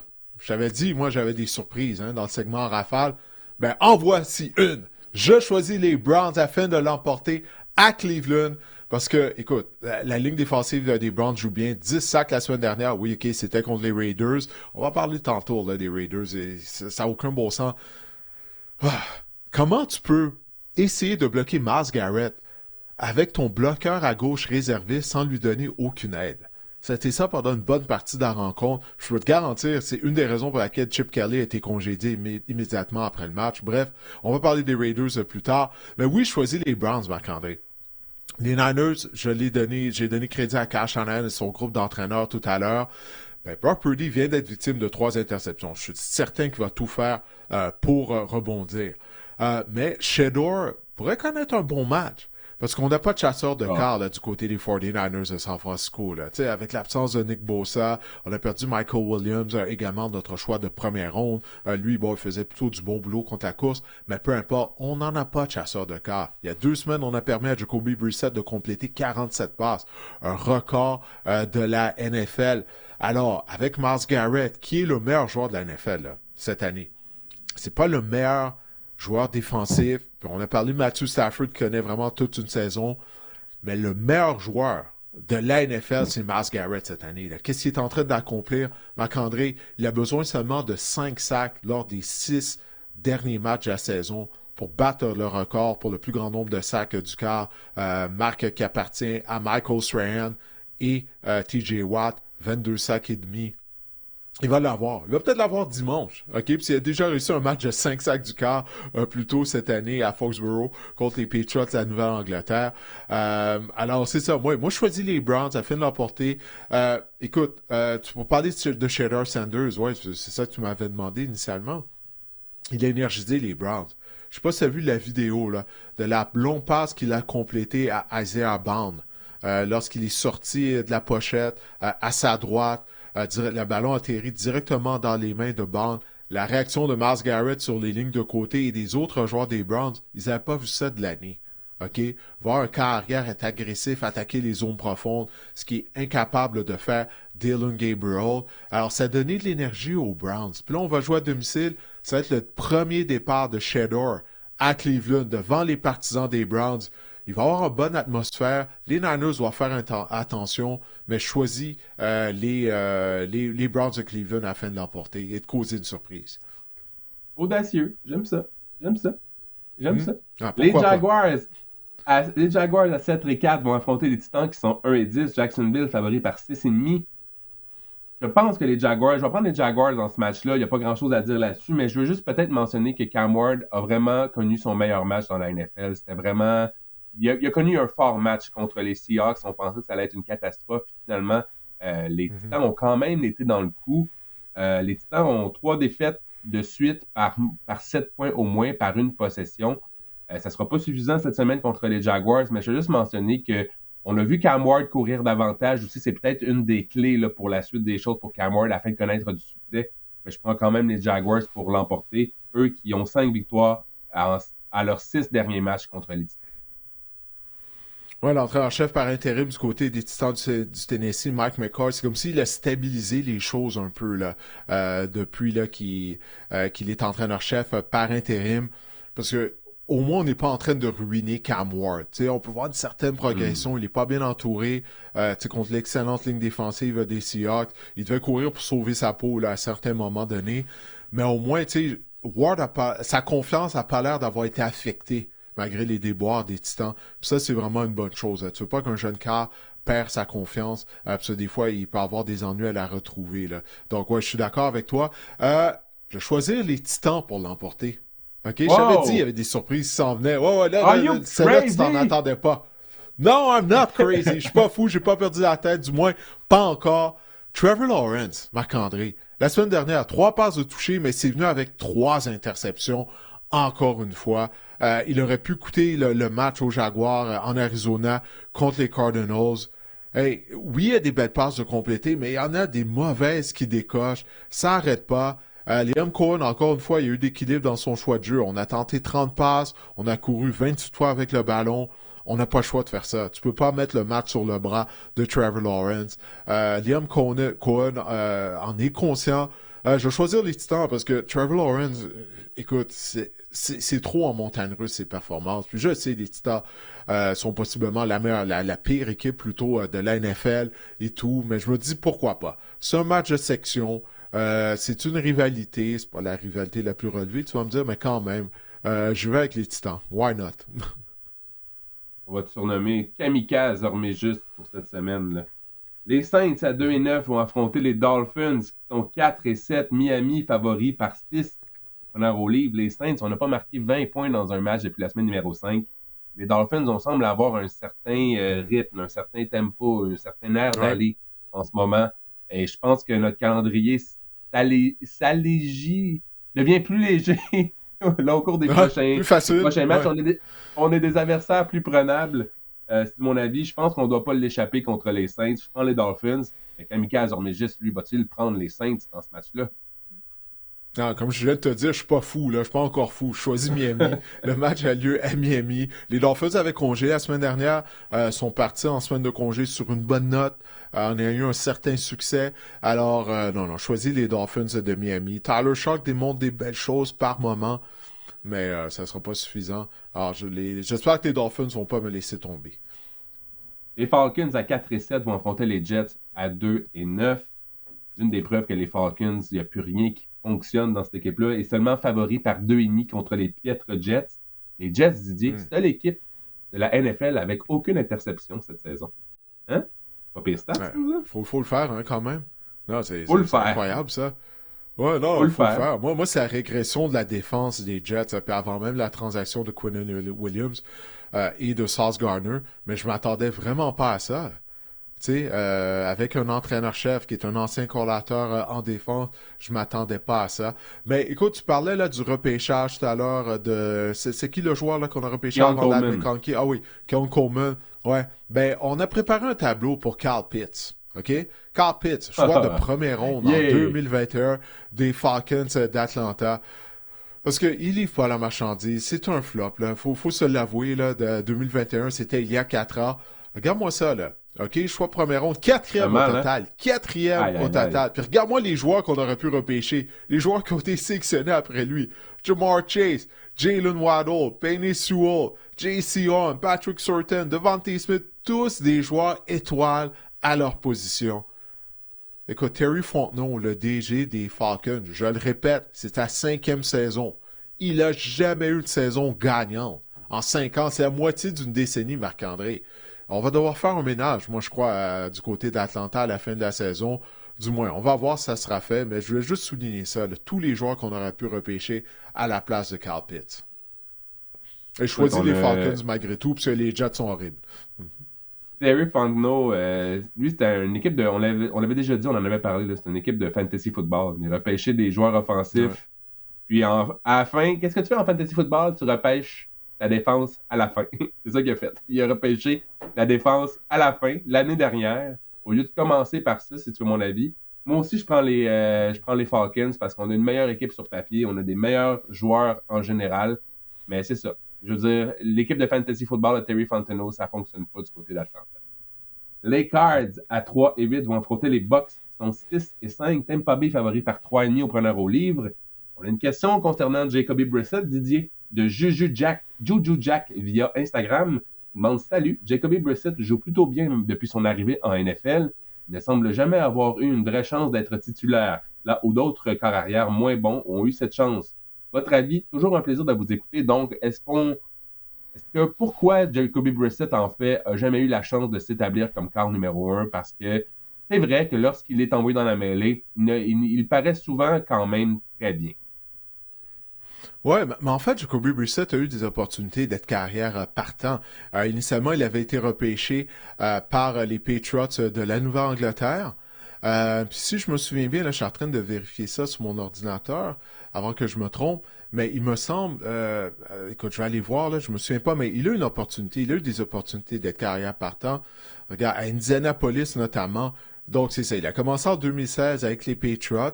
Puis à Indianapolis, il avait été le partant. Tu sais, une saison où il a joué 16 matchs, une autre 15 rencontres. Il a eu sa chance, Jacoby Brissett, à quelques reprises, même avec les Dolphins de Miami, avec les Browns aussi. Il y a une année où c'était lui carrière partant. Il s'est promené beaucoup, là, comme tu peux voir. Il est même retourné avec les Patriots à un certain moment donné. Donc, il a eu sa chance comme carrière numéro 1. Il n'a pas été en mesure de livrer la marchandise, manque de conscience. Mais une chose qui est claire, c'est un meilleur carrière que Kyler Murray. Là. Okay? Je pense que ça, c'est évident. Même les statistiques des joueurs des Cardinals du côté de l'attaque, notamment de Trey McBride, qui est en mesure d'inscrire des touchés. C'est difficile avec Murray au poste de quart. Alors, c'est ça. Jacoby Brissett est clairement assez bon pour être un partant. Okay? Je pense pas qu'il y a 31, je pense pas qu'il y a 32 carrières meilleures que lui dans la NFL, mais toutefois, là, il est âgé de quel âge? J'essaie ici. Il est âgé de 32 ans. Écoute, c'est un très bon carrière réservé, c'est un des meilleurs de la NFL, mais il a déjà eu sa chance en tant que partant. Je vais endosser Jacoby Brissett pour cette semaine à Tampa Bay. Je vais choisir les Cardinals. Tu vois, une autre surprise. Je te l'avais dit, Marc-André, que tu serais pas prêt à voir ça, là. Toutes les surprises que j'avais pour toi cette semaine. Les Bucks. On va voir si Baker Mayfield va jouer. On ne sait toujours pas s'il sera en mesure de jouer. C'est blessé à l'épaule gauche. Il n'a pas été en mesure de terminer la rencontre. Mais les Buccaneers, c'est ça. On a plusieurs blessés. Puis ça en va en venir, je crois, vraiment aux 2 matchs contre les Panthers de la Caroline. Mais pour le moment, ça va pas bien du côté des Bucks. Même défensivement, on ne joue pas bien. Alors, je vais avec un choix surprise, une victoire de l'Arizona. Avec les performances de Brissett en ce moment, je sais pas toi, qu'est-ce que tu en penses, mais serais peut-être pas surpris de voir Jacob Brissett comme quart partant pour amorcer la saison l'année prochaine du côté des Cards. Avec un jeune carrière, peut-être repêcher un jeune carrière Peut-être pour le repêcher un jeune secondaire. Ouais, carrière ou non, peut-être attendre l'année prochaine, peut-être colmater d'autres brèches qu'on a du côté des Cards, puis peut-être s'assurer d'une transition avec Jacoby Brissett. oui, non, ben c'est ça. Tu repêches un carrière le printemps prochain, tu commences l'année avec Brissett comme partant, puis le jeune carrière pourra apprendre derrière lui. Je pense que ça pourrait être la chose à faire si, bien sûr, Kyler Murray n'est pas de retour en Arizona comme on l'anticipe. Hein. Beaucoup de blessures là, dans ce match-là. Tu as parlé de Baker Mayfield. On s'attend à voir Bucky Irving de retour là, du côté des Buccaneers pour ce match-là. Ça pourrait être vraiment bénéfique là, pour les Bucks contre les Cards. Et du côté des Cards, Marvin Harrison sera de retour également. Là, il s'était fait enlever l'appendice il y a 2 semaines déjà. Et on surveille la situation du côté du porteur de ballon Trey Benson aussi, qui pourrait franchement donner un sérieux coup de pouce à l'attaque des Cards d'ici la fin de la saison. Et à tous ces propriétaires fantasy comme moi là, qui ont tenté d'essayer d'être plus fins, de voir l'avenir en faisant l'acquisition de Trey Benson blessé. J'ai bien hâte de voir ce qu'il peut offrir aux Cards parce que les Cards, d'ici la fin de la saison, on affronte des défenses contre le jeu au sol qui sont quand même assez prenables. Moi, je prends les Cards pour l'emporter parce que justement, on a beaucoup de blessés. L'incertitude entourant Baker Mayfield, ça m'effraie. Teddy Bridgewater n'a pas été... C'est pas le pire des carrières réservistes, mais c'est pas le meilleur non plus. Moi aussi, les Cards pour l'emporter. Je pensais que j'étais fou, mais j'étais pas si fou que ça, finalement, à en voir contre toi. Allez, fait qu'on y va avec les deux avec la surprise. Une victoire de l'Arizona. Les Vikings à 4-7 vont affronter les Seahawks, qui sont 8-3. Seattle, tabarouette, favori par 10,5 au preneur au livre. On commence par quoi, Didier? Est-ce qu'on vide notre sac sur J.J. McCarthy ou est-ce qu'on parle de JSN? On a reçu tellement de questions. Commençons avec J.J. McCarthy pour s'en débarrasser. Donc, on a une question de Jordan Jolicoeur sur Facebook. Est-ce que les Vikings vont devoir penser à aller chercher de l'aide au niveau du poste de corps arrière pour les saisons à venir? Et je vais rattacher ça à la question de Benoît Roux sur Instagram qui nous demande « Salut les gars, toujours un plaisir de vous écouter. Merci Benoît. » On le sait, J.J. McCarthy n'est pas à la hauteur des attentes. Croyez-vous que les Vikings devront en repêcher un autre cette année? Didier, alors, qu'est-ce qu'on fait avec J.J. McCarthy du côté des Vikings?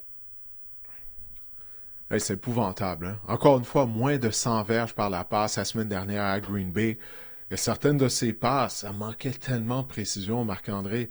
Tu sais, la protection est bonne, le jeu sélectionné est bon, l'exécution est bonne du côté de la ligne à attaque, des porteurs de ballon, des receveurs de passes. Puis là, inexplicablement, les passes de McCarthy sont 10 pieds par-dessus la tête des receveurs de passes, soit complètement derrière eux. Puis là, en plus, il semblerait qu'il souffre d'une commotion cérébrale, donc ça serait une autre blessure de son côté. Écoute, sa cote d'efficacité, là, depuis le début de sa carrière, 57,9, Marc-André. Puis il n'est même pas capable de passer le ballon à Justin Jefferson. Justin Jefferson qui a eu du succès avec tous les carrières avec lesquels il a joué depuis le début de sa carrière, que ce soit Kirk Cousins, Nick Mullins, Sam Darnold, Carson Wentz.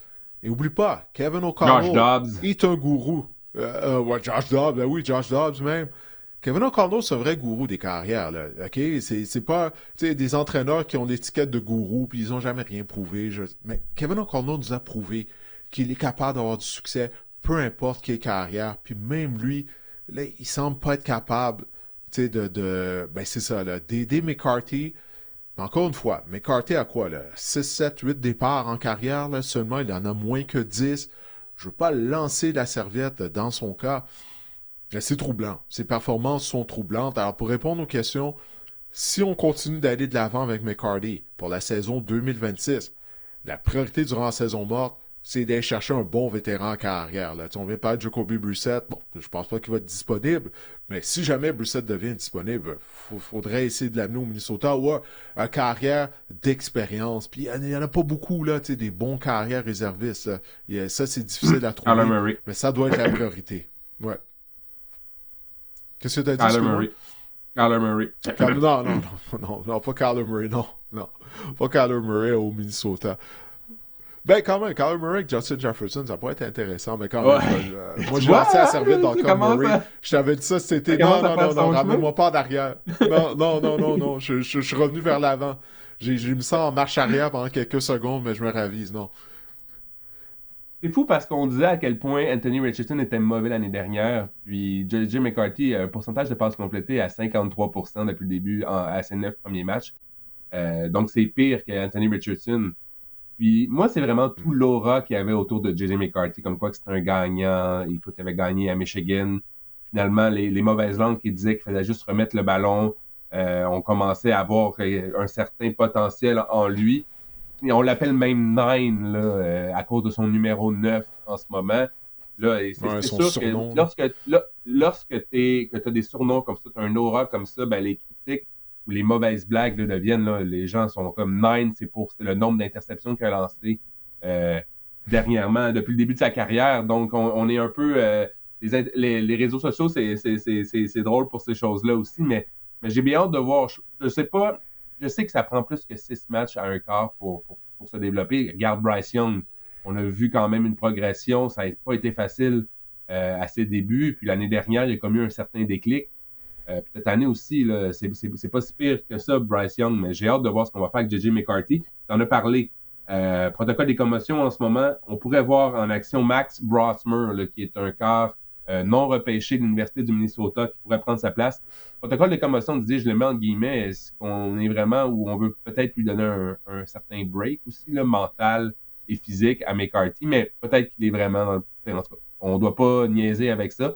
On doit supposer qu'il est vraiment blessé ou qu'il a subi une commotion cérébrale, mais même Kevin O'Connell a dit qu'il ne se souvient pas quand il s'est blessé dans le match lors du dernier match, Didier. Donc, j'ai bien hâte de voir ce qu'on va faire avec Jimmy McCarthy, mais moi aussi, en ce moment, c'est vraiment, vraiment difficile pour lui. On a une question de Gigi. Toi, Marc-André. Oui, vas-y. Non, mais j'allais juste dire, pour terminer sur J.J. McCarthy, imagine-toi si Brosmer, son nom, imagine-toi si tu viens de dire carrière non repêchée, imagine-toi s'il connaît un bon match. Tu sais, s'il joue mieux que McCarthy l'a fait là, depuis le début de la saison, là, on fait quoi? Tu sais, ça va vraiment mal paraître, là. Ça va juste ajouter de la pression sur les épaules de McCarthy quand il va revenir au jeu. Donc, j'ai hâte de voir ça. Je serais curieux, tu sais, si McCarthy rate le match, comment carrière réserviste va se comporter. Parce qu'il n'a aucune expérience à la NFL, ce carrière-là, en plus. Ça sera intéressant à regarder. Et on a une question de Gigi Ducharme sur YouTube qui demande « Salut les gars, maintenant qu'il est clair que les Vikings ne participeront pas aux éliminatoires et termineront dernier de leur division, pour la saison morte, selon vous, les Vikings devraient-ils rendre leur attaque plus dynamique au sol ou rendre la défense plus coriace pour retrouver leur lettre de noblesse de l'an passé quand ils ont fini 14-3? » Ouais, ben écoute, défensivement, c'est pas une mauvaise défense là, sous Brian Flores. En fait, ça a toujours régulièrement été une bonne unité défensive. Cette année, il y a eu quelques ratés. La priorité, je l'ai dit, ça doit être de trouver un carrière vétéran pour seconder J.J. McCarthy si on décide d'aller de l'avant avec McCarthy en 2026. Mais aller chercher un porteur de ballon explosif, ça serait pas une mauvaise chose. Mais les Vikings, tu sais, sont une bonne équipe. On l'a vu, là, cette équipe-là. L'année dernière, avec Sam Darnold, on a même amélioré la ligne à attaque durant la saison morte. C'est vraiment McCarthy qui tient cette équipe-là en otage présentement. Alors, ça pour dire, Marc-André, les Vikings, on n'arrête pas de parler de J.J. McCarthy, on a reçu tellement de questions à ce sujet. Joue contre les Seahawks à Seattle, ça sera pas serré. Je pense que la ligne défensive des Seahawks va faire un travail de démolition contre les Vikings du Minnesota. Tout à l'heure, tu as parlé de Jackson Smith et Njigba. Je veux juste passer le tableau qu'on a préparé concernant Smith et Njigba, qui connaît présentement une des meilleures saisons de l'histoire de la NFL à la position de receveur de passe. S'il maintient la cadence, il pourrait devenir le premier receveur dans l'histoire de la Ligue à atteindre la marque des 2000 verges par voie de réception en une saison. On le voit ici à l'écran, les plus de verges par réception lors des 11 premiers matchs d'une saison, ben, il est au 3e rang de l'histoire. Wow. Ben oui, 2013, la saison magique de George Gordon, 1400 verges après 11 matchs. Tyreek Hill en 2023, 1324 verges. Et Jackson Smith et Njigba après 11 matchs, lui, il en a 1313. Alors, est-ce qu'il va pouvoir maintenir la cadence? Souviens-toi de Tyreek Hill en 2023. On se posait la question, est-ce qu'il va atteindre la marque des 2000 verges? Finalement, il n'a pas été en mesure de le faire. Alors, on va voir si Smith-Njigba sera capable de le faire, mais définitivement une victoire des Seahawks à domicile contre le Minnesota.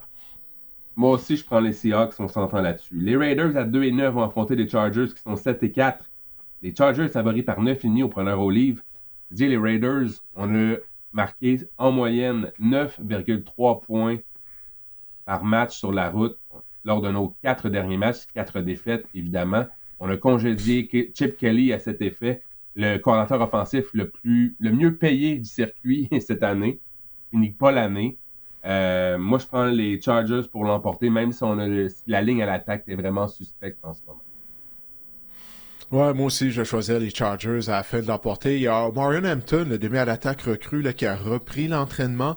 Je crois pas qu'il va revenir au jeu cette semaine, mais au moins il a repris l'entraînement, lui qui était sur la liste des blessés en raison d'une entorse à une cheville. Donc oui, choisis les Chargers à la fin de l'emporter en domicile. Puis une chose que je veux dire du côté de l'organisation des Raiders, ça fait longtemps là, qu'on est dysfonctionnel depuis la participation au Super Bowl à la suite de la saison 2022. Ça fait près de 25 ans qu'on est une des pires équipes de la Ligue.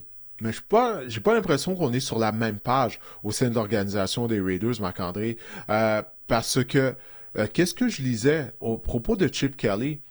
C'est Tom Brady qui l'a convaincu de se joindre aux Raiders. S'il était coordinateur à l'attaque des Buckeyes de l'Université d'Ohio State, alors, c'est Tom Brady qui l'a convaincu de joindre au groupe d'entraînement. Puis apparemment, du côté de l'organisation des Raiders, on aurait aimé mettre sous contrat Sam Darnold l'hiver dernier lorsqu'il était joueur autonome. Mais Tom Brady préférait Geno Smith à Sam Darnold, apparemment, là, d'après l'article que j'ai lu. Donc, si au sein de l'organisation, on n'est pas sur la même page, ben, on peut pas connaître du succès du côté des Raiders, puis on va juste continuer d'être dysfonctionnel. Puis c'est bien beau de laisser Brady prendre des grosses décisions ce qui a trait le football, mais le fait qu'il a été le plus grand carrière de l'histoire de la NFL, ça fait pas de lui un bon président, ça fait pas de lui un joueur qui est en mesure de dépister des joueurs de talent, ça fait pas de lui quelqu'un qui est capable de bâtir une bonne équipe de football. Puis je sais qu'il y a d'autres gens là, au sein de l'organisation des Raiders, lui il n'est pas là à temps plein d'une certaine façon, mais quand même de laisser prendre des décisions aussi importantes afin de savoir qui, le coordinateur à l'attaque, qui sera notre coordinateur à l'attaque ou notre carrière. Alors qu'il y a quelques années, il jouait. C'est pas comme s'il a fait ses classes pour prendre des décisions aussi importantes au sein d'une équipe de la NFL. En tout cas, moi, c'est ce que je pense. Mais tout ça pour dire, si on ne s'entend pas à l'interne, les Raiders, ils vont continuer d'être dysfonctionnels. Et Astuce Fantasy, le nouveau coordinateur offensif ou le nouveau ancien coordinateur offensif des Raiders est maintenant Greg Olsen.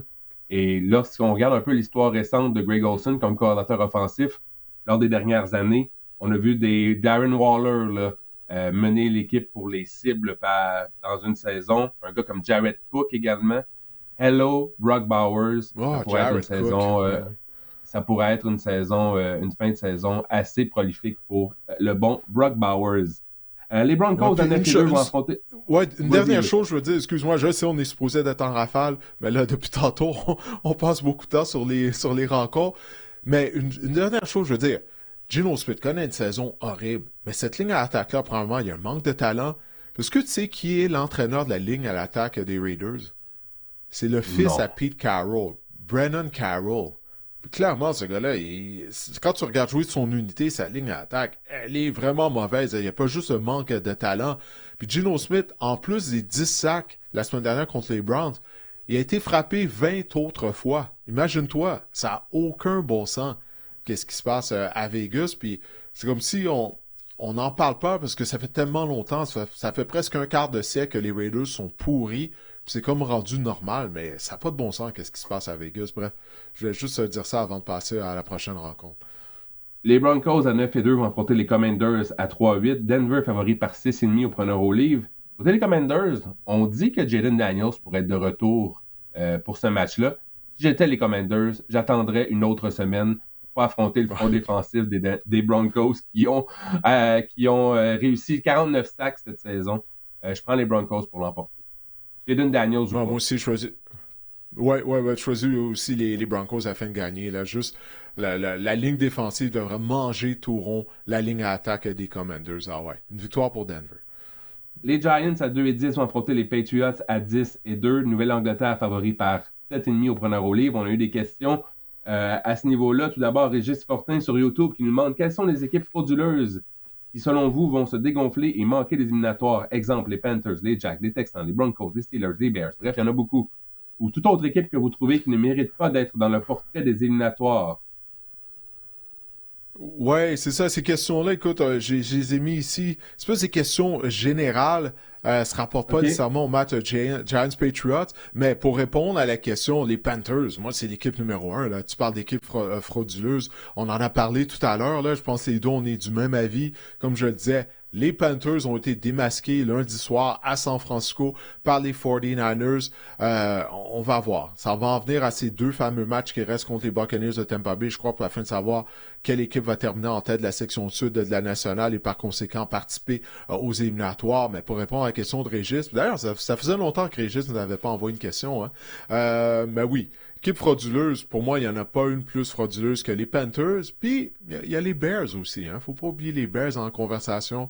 On a mentionné leur calendrier difficile qui s'en vient. Alors, peut-être que les Bears seront démasqués à leur tour. On verra bien. Ouais, le problème, c'est que c'est ça, les Panthers, le masque, c'est juste un petit élastique en arrière de la tête qui tenait, puis les Bears, c'est vraiment tout un masque là, qu'on a. C'est vraiment plus dur à enlever, mais ça sent bien. On va pouvoir enlever les masques des Bears bientôt. On a une question d'Anthony Montembeau là, sur Facebook qui concerne les Patriots. Ma question, toujours un grand plaisir de vous suivre, merci. Ma question, selon vous, est-ce que les Patriots sont à prendre au sérieux pour les éliminatoires ou leur succès est davantage dû à un calendrier avantageux? Ben, c'est un peu des deux, là. Il faut reconnaître que le calendrier des Patriots, c'était un des plus faciles là, de la NFL. Mais sais-tu quoi? On a fait ce qu'on avait à faire. Contre ces équipes-là, on a été en mesure de l'emporter. Puis oui, ils vont à prendre au sérieux aux éliminatoires, lors des éliminatoires, parce que il y a de fortes chances que les Patriots vont avoir l'avantage du terrain pour les éliminatoires. Alors, les équipes vont devoir aller à Foxborough, comme dans le beau vieux temps, OK, Marc-André, comme dans le temps de Belichick et de Brady. La route pour se rendre au Super Bowl va passer du côté d'Américaine par Foxborough, par le Gillette Stadium. Il semble bien. Alors oui, les Patriots se sont à prendre au sérieux. Là. Je pense qu'il n'y a plus de doute entourant les hommes de Mike Vrabel. Ici, on revient au match. Tu dis, moi, je prends les Patriots pour l'emporter, malgré le fait que la ligne à l'attaque est franchement amochée. Will Campbell va potentiellement rater la rencontre et le choix de troisième ronde également du dernier repêchage, Jared Wilson aussi. J'ai hâte de voir à quel point ils vont pouvoir tenir le coup face à quand même un front défensif où on a du talent là, du côté des Giants. Sans les Pats pour l'emporter, mais je pourrais voir là, les Giants avec un retour potentiel de Jackson Dart vraiment être au plus fort, rendre ce match-là plus serré qu'on le croit. Ouais, hein, ça pourrait bien arriver, ça. En fait, c'est quoi? Ça va arriver. Moi, je choisis les Giants pour l'emporter. Ceux-là, les Patriots, écoute, ils vont pas terminer avec une fiche de 15-2. Ils doivent perdre. Là, c'est quoi? On a 9 victoires consécutives du côté des Pats, c'est ça? Si je me trompe pas, 8-9 victoires. Ouais. Écoute, puis les Giants ont un historique de vaincre les Patriots, de bousiller les saisons des Patriots. On a juste à passer au Super Bowl à la suite de la saison 2007, la saison régulière parfaite des Patriots. Les Giants les ont vaincus au Super Bowl. Après ça, quelques autres années après, les Giants ont battu les Patriots au Super Bowl encore une fois. Je sais qu'Eli Manning ne sera pas en uniforme dimanche, mais c'est à cause de qu'est-ce que tu viens de dire. OK? Les blessés au niveau de la ligne à attaque des Patriots de Nouvelle-Angleterre. Puis, faut pas oublier, les Giants viennent de congédier finalement Shane Bowen, leur coordinateur en défense. Des fois, après des congédiements, ça énergise les joueurs. Je pense que la ligne défensive des Giants va se présenter et va connaître un gros match. Alors, la séquence, les Patriots vont pas finir 15-2. Comme je viens de le dire, leur séquence victorieuse va se terminer. Puis, dernière chose que je veux dire à propos de ce match-là, Marc-André, j'ai une statistique. Je ne sais pas si tu l'as vu, cette statistique-là, mais sinon, tiens-toi bien, parce que j'ai vraiment trouvé ça intéressant. Drake May mène la NFL au chapitre des verges par la passe cette saison. Malgré le fait qu'il a connu aucun match de plus de 300 verges. Il n'a jamais passé pour 300 verges lors d'une rencontre. Puis il mène la NFL, je ne sais pas si tu l'avais vu, si c'était au courant, mais pas juste ça. Drake May en carrière, il n'a aucun match de 300 verges. Si tu regardes l'année dernière, il n'a jamais atteint la marque des 300 verges en un match. Alors ça, j'ai trouvé ça particulier de voir ça. J'avais entendu durant le match des Patriots, moi aussi, j'étais comme, ça m'a fait sourciller. J'étais comme, OK. C'est bizarre quand même, mais écoute, c'est quand même un corps qui en a seulement à sa deuxième année. Donc, Ouais, Mais ouais. il a Ben, passé quand même, proche, par c'est une exemple, belle quoi, NFL pour les Verts, là. 294, je pense, dans le Ouais. dernier match. Ah oui, ok, c'était ça, ouais, en tout cas. Ben, ça arrivera pas, étant donné que j'ai choisi les Giants, puis j'espère Ok, que c'est c'est bon. Jameis qui va jouer. J'espère que ça va être Jameis, hein. Peut-être qu'il va marquer un autre touché par voie de réception, comme il a fait lors du jeu truqué contre les Lions. On a une question en terminant de Thomas Frigon qui nous demande qui remportera le coach de l'année selon vous? McVay, Steichen, Vrabel, on a de très bons candidats jusqu'à maintenant. Alors, qui est ton choix Hmm. à l'aube de la semaine numéro 13? Ils sont tous des choix. Je vais y aller avec un entraîneur qui est pas là, Carl Shanahan. Tu sais, j'en ai parlé au début de l'épisode. Le fait qu'on a eu de nombreux blessés, on en a toujours plusieurs. On a passé une bonne partie de la saison sans notre carrière partant. Brock Purdy, Shanahan a fait du bon boulot avec Mac Jones. Moi, j'irai avec Carl Shanahan pour faire différent. Toi, tu irais avec qui? Moi, je vais prendre, moi, je vais prendre Mike Vrabel parce qu'on est les Pats, on est Ouais. la première équipe à atteindre le plateau de 10 victoires cette saison. En fait, Mike Vrabel est le premier entraîneur-chef de l'histoire à prendre les rênes d'une équipe qui a perdu 13 matchs l'année précédente et à conduire l'équipe à au moins 10 victoires l'année suivante. Donc, c'est quand même une statistique le fun. Puis je prends Mike Ah Vrabel, oui. je pense que c'est lui le meneur en ce moment dans la course pour le titre Non, ben d'entraîneur de l'année. c'est un très bon choix, là. Ouais, c'est un très bon choix, puis je pense être certain que c'est lui qui va finir par remporter ce titre. Est-ce qu'on garde maintenant le tableau de nos prédictions, Didier? Oui, allons-y, allons-y. Alors, 9 et 5 pour moi la semaine dernière. Oh, 10 et 4. T'as été 10 et 4 la semaine dernière. Ouais. 7 et 7 pour Guillaume. Et Simon Lévesque demeure en tête. Écoute, Marc-André, faudrait aller regarder. Je pense qu'il est en tête depuis le début. Du moins, il est en tête depuis la fin septembre, là, au moins. Écoute, wow, 127. Bon choix. Moi, j'en ai 114. Toi, t'en as 115. Alors, t'es en tête, là, entre Ouais. nous trois. Guillaume à 107. La, Bon, la ben, écoute. crème remonte toujours à la surface, Didier. Ah oui, mais là, on a plusieurs choix différents. Là aujourd'hui, cette semaine, je me suis senti parieur. J'ai pris des chances. Ça passe ou ça casse. Ou bien, je vais te devancer. Ben, ou bien, tu vas augmenter ton avance. Parce que là, j'ai pris des choix assez dangereux, si Tu on voulais peut dire. dire, Mais j'ai avoue confiance que tu quand même. voulais dire, chercher la traduction française pour dire upset à vous. Oui, ouais, c'est pour ça que j'hésitais, Hein. effectivement, ouais. Des choix surprises. Des choix surprises, Voilà. finalement, ouais. C'est pas comme si c'est un gros mot, là, surprise, en plus. Mais Est-ce qu'on ouais, a, alors est-ce, ouais, ben c'est ça le tableau des prédictions. Ouais, c'est vraiment différent cette semaine. Là. est-ce qu'on va voir le tableau des classements à la course aux éliminatoires? Oui, ben oui, définitivement, allons-y. Ben oui, la course aux éliminatoires. On commence par l'américaine. Alors voilà, ouais, ces éliminatoires commencent aujourd'hui. Hey, les Chiefs, ils participeraient pas, Marc-André, hein, Non. toujours.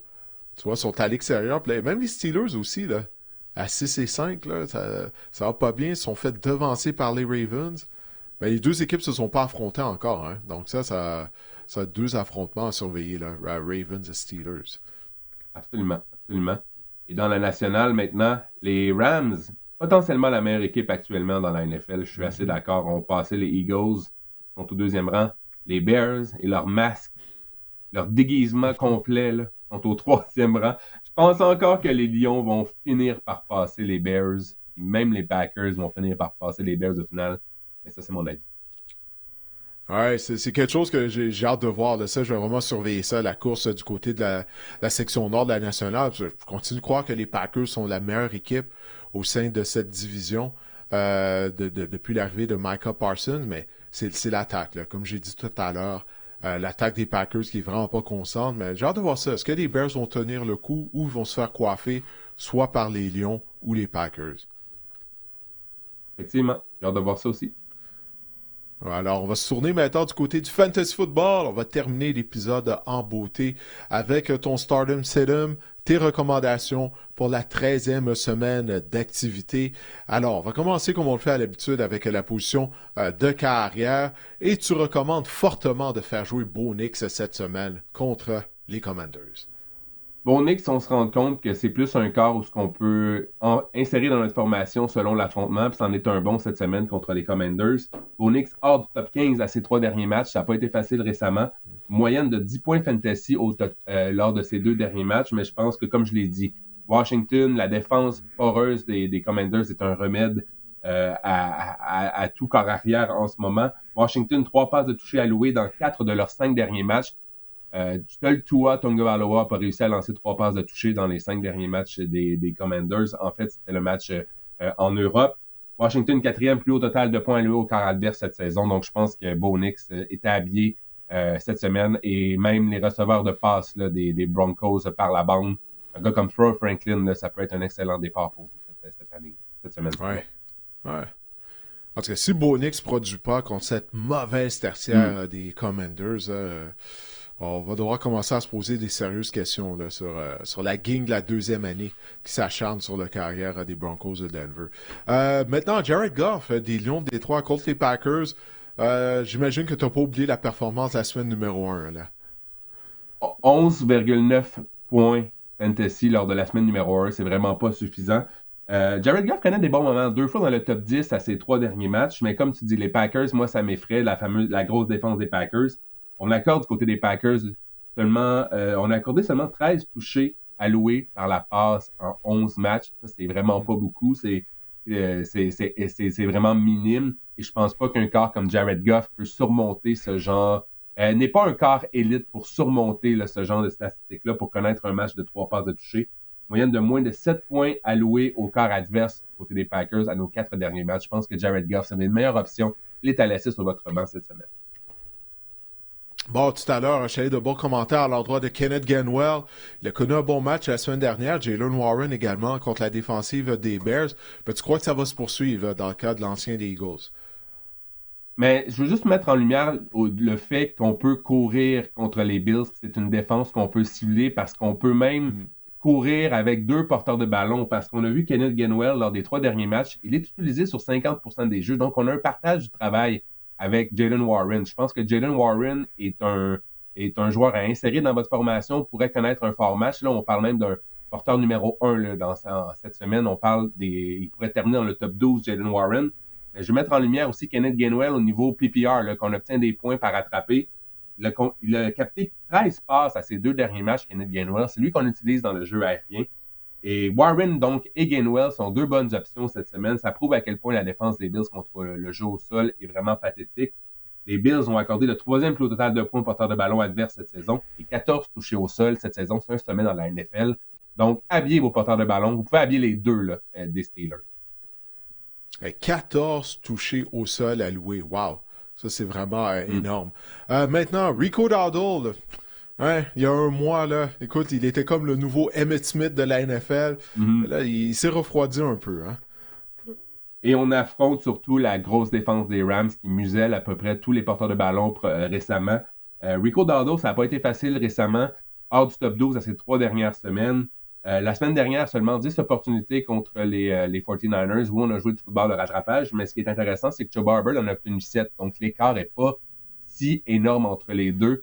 Je pense que Chuba Hubbard, on s'enligne peut-être par un partage plus équitable qu'on pense là, dans le champ arrière des Panthers pour la suite des choses. Et les Rams, 3 touchés alloués seulement au porteur adverse cette saison.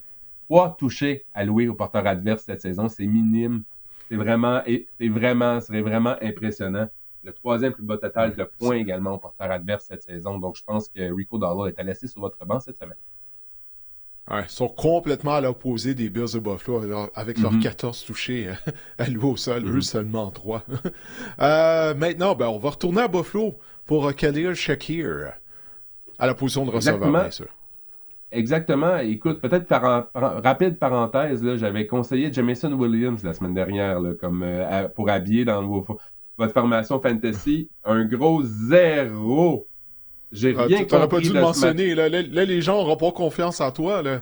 T'aurais pas dû le dire. Mais j'ai vraiment pas compris ce qui s'est passé. Le scénario de match était favorable à ce qu'on lance le ballon. Jameson Williams, il y a eu 2 longs catchs qui ont été rappelés par des pénalités, mais quand même, c'était fascinant à quel point parfois, ça revient encore à mon argument que c'est des chiffres, c'est des statistiques, c'est des tendances, mais parfois, la NFL, il y a un certain niveau d'imprévisibilité qu'on peut pas prévoir. Ça, c'en est un parce que surtout au fantasy, des fois, c'est carrément juste de la chance. Hein? Ouais, parce que les autres, pendant ces 5 dernières semaines, il avait été les 5 semaines auparavant ou précédentes, Il avait été incroyable, Jameson Williams. Bref, voilà. C'est l'imprévisibilité de la NFL, puis parfois, écoute, on doit s'avouer vaincu. On peut dire ça comme ça. Je vais vous parler de Khalil Shakir. Oui, vas-y.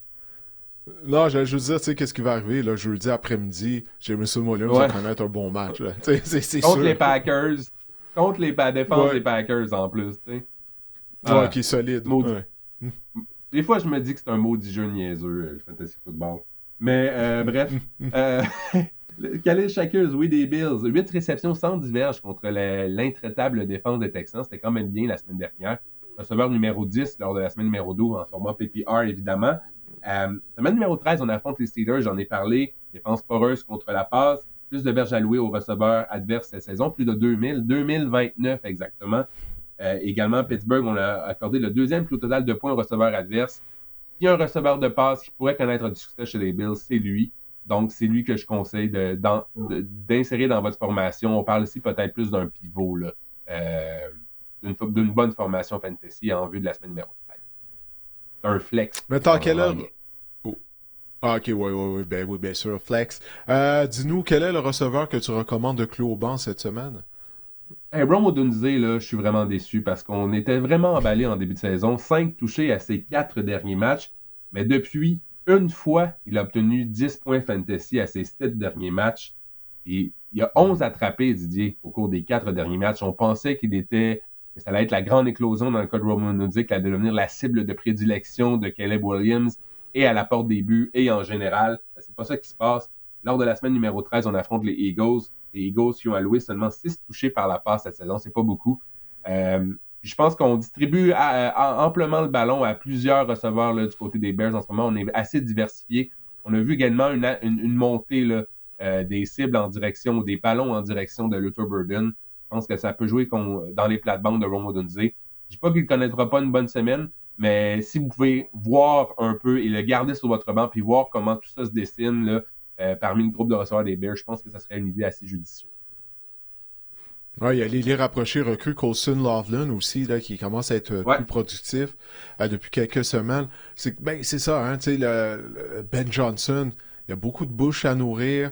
Puis c'est un peu comme les Lions, là, tu sais, de semaine en semaine, ça devient difficile en termes de fantasy football de prédire, OK, quel joueur va connaître un gros match, là. Alors, je pense que c'est en train d'arriver à Rome Odunze. Mais il est dû pour connaître un gros match, donc peut-être que ça va arriver, mais comme tu as dit, la défense des Eagles, elle est solide contre la passe depuis le début de la saison. Maintenant, on va terminer avec les ailiers rapprochés. C'est une drôle de saison à cette position-là. Est-ce qu'il y a un joueur là, qui ressort du lot cette semaine, selon toi? Juwan Johnson est une excellente addition cette semaine. Il traîne sur votre fil de joueur autonome. Ajoutez-là, et mon Dieu, les cheveux. Mais oui, sur la photo, 10 points fantasy dans 5 matchs de suite pour un ailier rapproché, c'est tout ce que l'on recherche parfois, c'est avoir une certaine production dans 5 matchs de suite. Donc, ça coïncide avec Tyler Shock, l'arrivée de Tyler Shock, au poste de quart. C'est clairement la deuxième option derrière Chris Olave depuis qu'on a échangé Rashid Shaheed du côté des Saints. Et lors de la semaine numéro 13, on affronte les Dolphins qui ont accordé le 6e plus haut total de points aux ailiers rapprochés adverses cette année. Donc, je pense que Juwan Johnson, ce sera une bonne semaine pour lui. Et en passant, Didier, excuse-moi. Ouais, vas-y. Je voulais évidemment Mark Andrews contre les Bengals, mais je me suis donné un défi supplémentaire de ne pas prendre l'adversaire des Bengals cette semaine. Je me suis dit, je ne ferai pas ça tout le temps. Je vais changer un peu mon pattern. Mais oui, évidemment, là, Mark Andrews contre les Bengals, là, si vous avez Mark Andrews, c'est sûr que, écoute, les Bengals jusqu'à nouvel ordre. Pourtant, elle y rapprochée contre les Bengals, c'est très, très, très repréant. Arthur Henry, la semaine dernière. J'allais dire, j'ai pensé à toi dimanche. Lorsque j'étais à la description du Red Zone avec Renaud, je pense que j'ai même mentionné ton nom. Parce que ça en était rendu comique. Comment en plein centre du terrain, les ailiers rapprochés étaient libres constamment pendant toute la rencontre. Puis là, à un moment donné, c'est ça, je t'ai mentionné ton nom parce que tu l'avais mentionné, tu l'avais dit à quel point la défense des Bengals est mauvaise contre les ailiers rapprochés. Et ça en était rendu comique, là. C'est comme une farce, ça n'a aucun bon sens. Mais justement, là, t'as Hunter Henry cette semaine. Ouais. Ouais, ben vas-y, mais là, c'est pas pour le faire jouer, tu crois. Tu crois pas que ça vaut la peine cette semaine? allié rapproché numéro 1 la semaine dernière, évidemment, les Bengals. 7 réceptions, 115 verges, un touché. Puis même, on a vu l'autre allié rapproché, là, dont le nom m'échappe, connaître un certain succès avec les Patriots. Là, Hooper. Austin Hooper. Ah, Austin Hooper, exactement. Ouais, Oh, mon les Dieu, deux. tu vois, Les deux, les... ils étaient laissés sans couvreur. exact. Mais faut pas oublier Hunter Henry. Bon, c'était beau les Bengals. C'était un match niveau platine pour Hunter Henry. On peut vraiment le reléguer maintenant sur notre banc ou même sur notre fil de joueurs autonomes, hors du top 20 dans 4 des 7 matchs précédents. Semaine numéro 13, on affronte les Giants qui ont accordé le 7e plus bas total de points d'aller rapprocher lors des 4 dernières semaines. Donc, c'était cute, Hunter Henry. Trouvons-nous une autre option. Ouais, ben c'est ça. On en a profité, t'en as profité. Ah, oui, c'est ça, t'en as profité. Excuse-moi, j'avais perdu pendant quelques secondes, mais ouais, contre les Bengals. Alors là, ça va être à Mark Andrews aller au buffet de la défense de Cincinnati contre les ailiers rapprochés. Je vais suivre ça, là, cette tendance-là. J'ai hâte de voir ça, si Mark Andrews va connaître un gros match. Quelle pitoyable défense, celle des Bengals. Ouais. Bref, Yes. on a fait le tour, Marc-André. On a fait le tour. Alors, écoute, je te remercie pour ta contribution à l'épisode du podcast. Naturellement, on remercie bien sûr Guillaume. Et on vous remercie les gens qui ont regardé cet épisode via notre chaîne YouTube ou qui téléchargent les épisodes à toutes les semaines, qui les écoutent.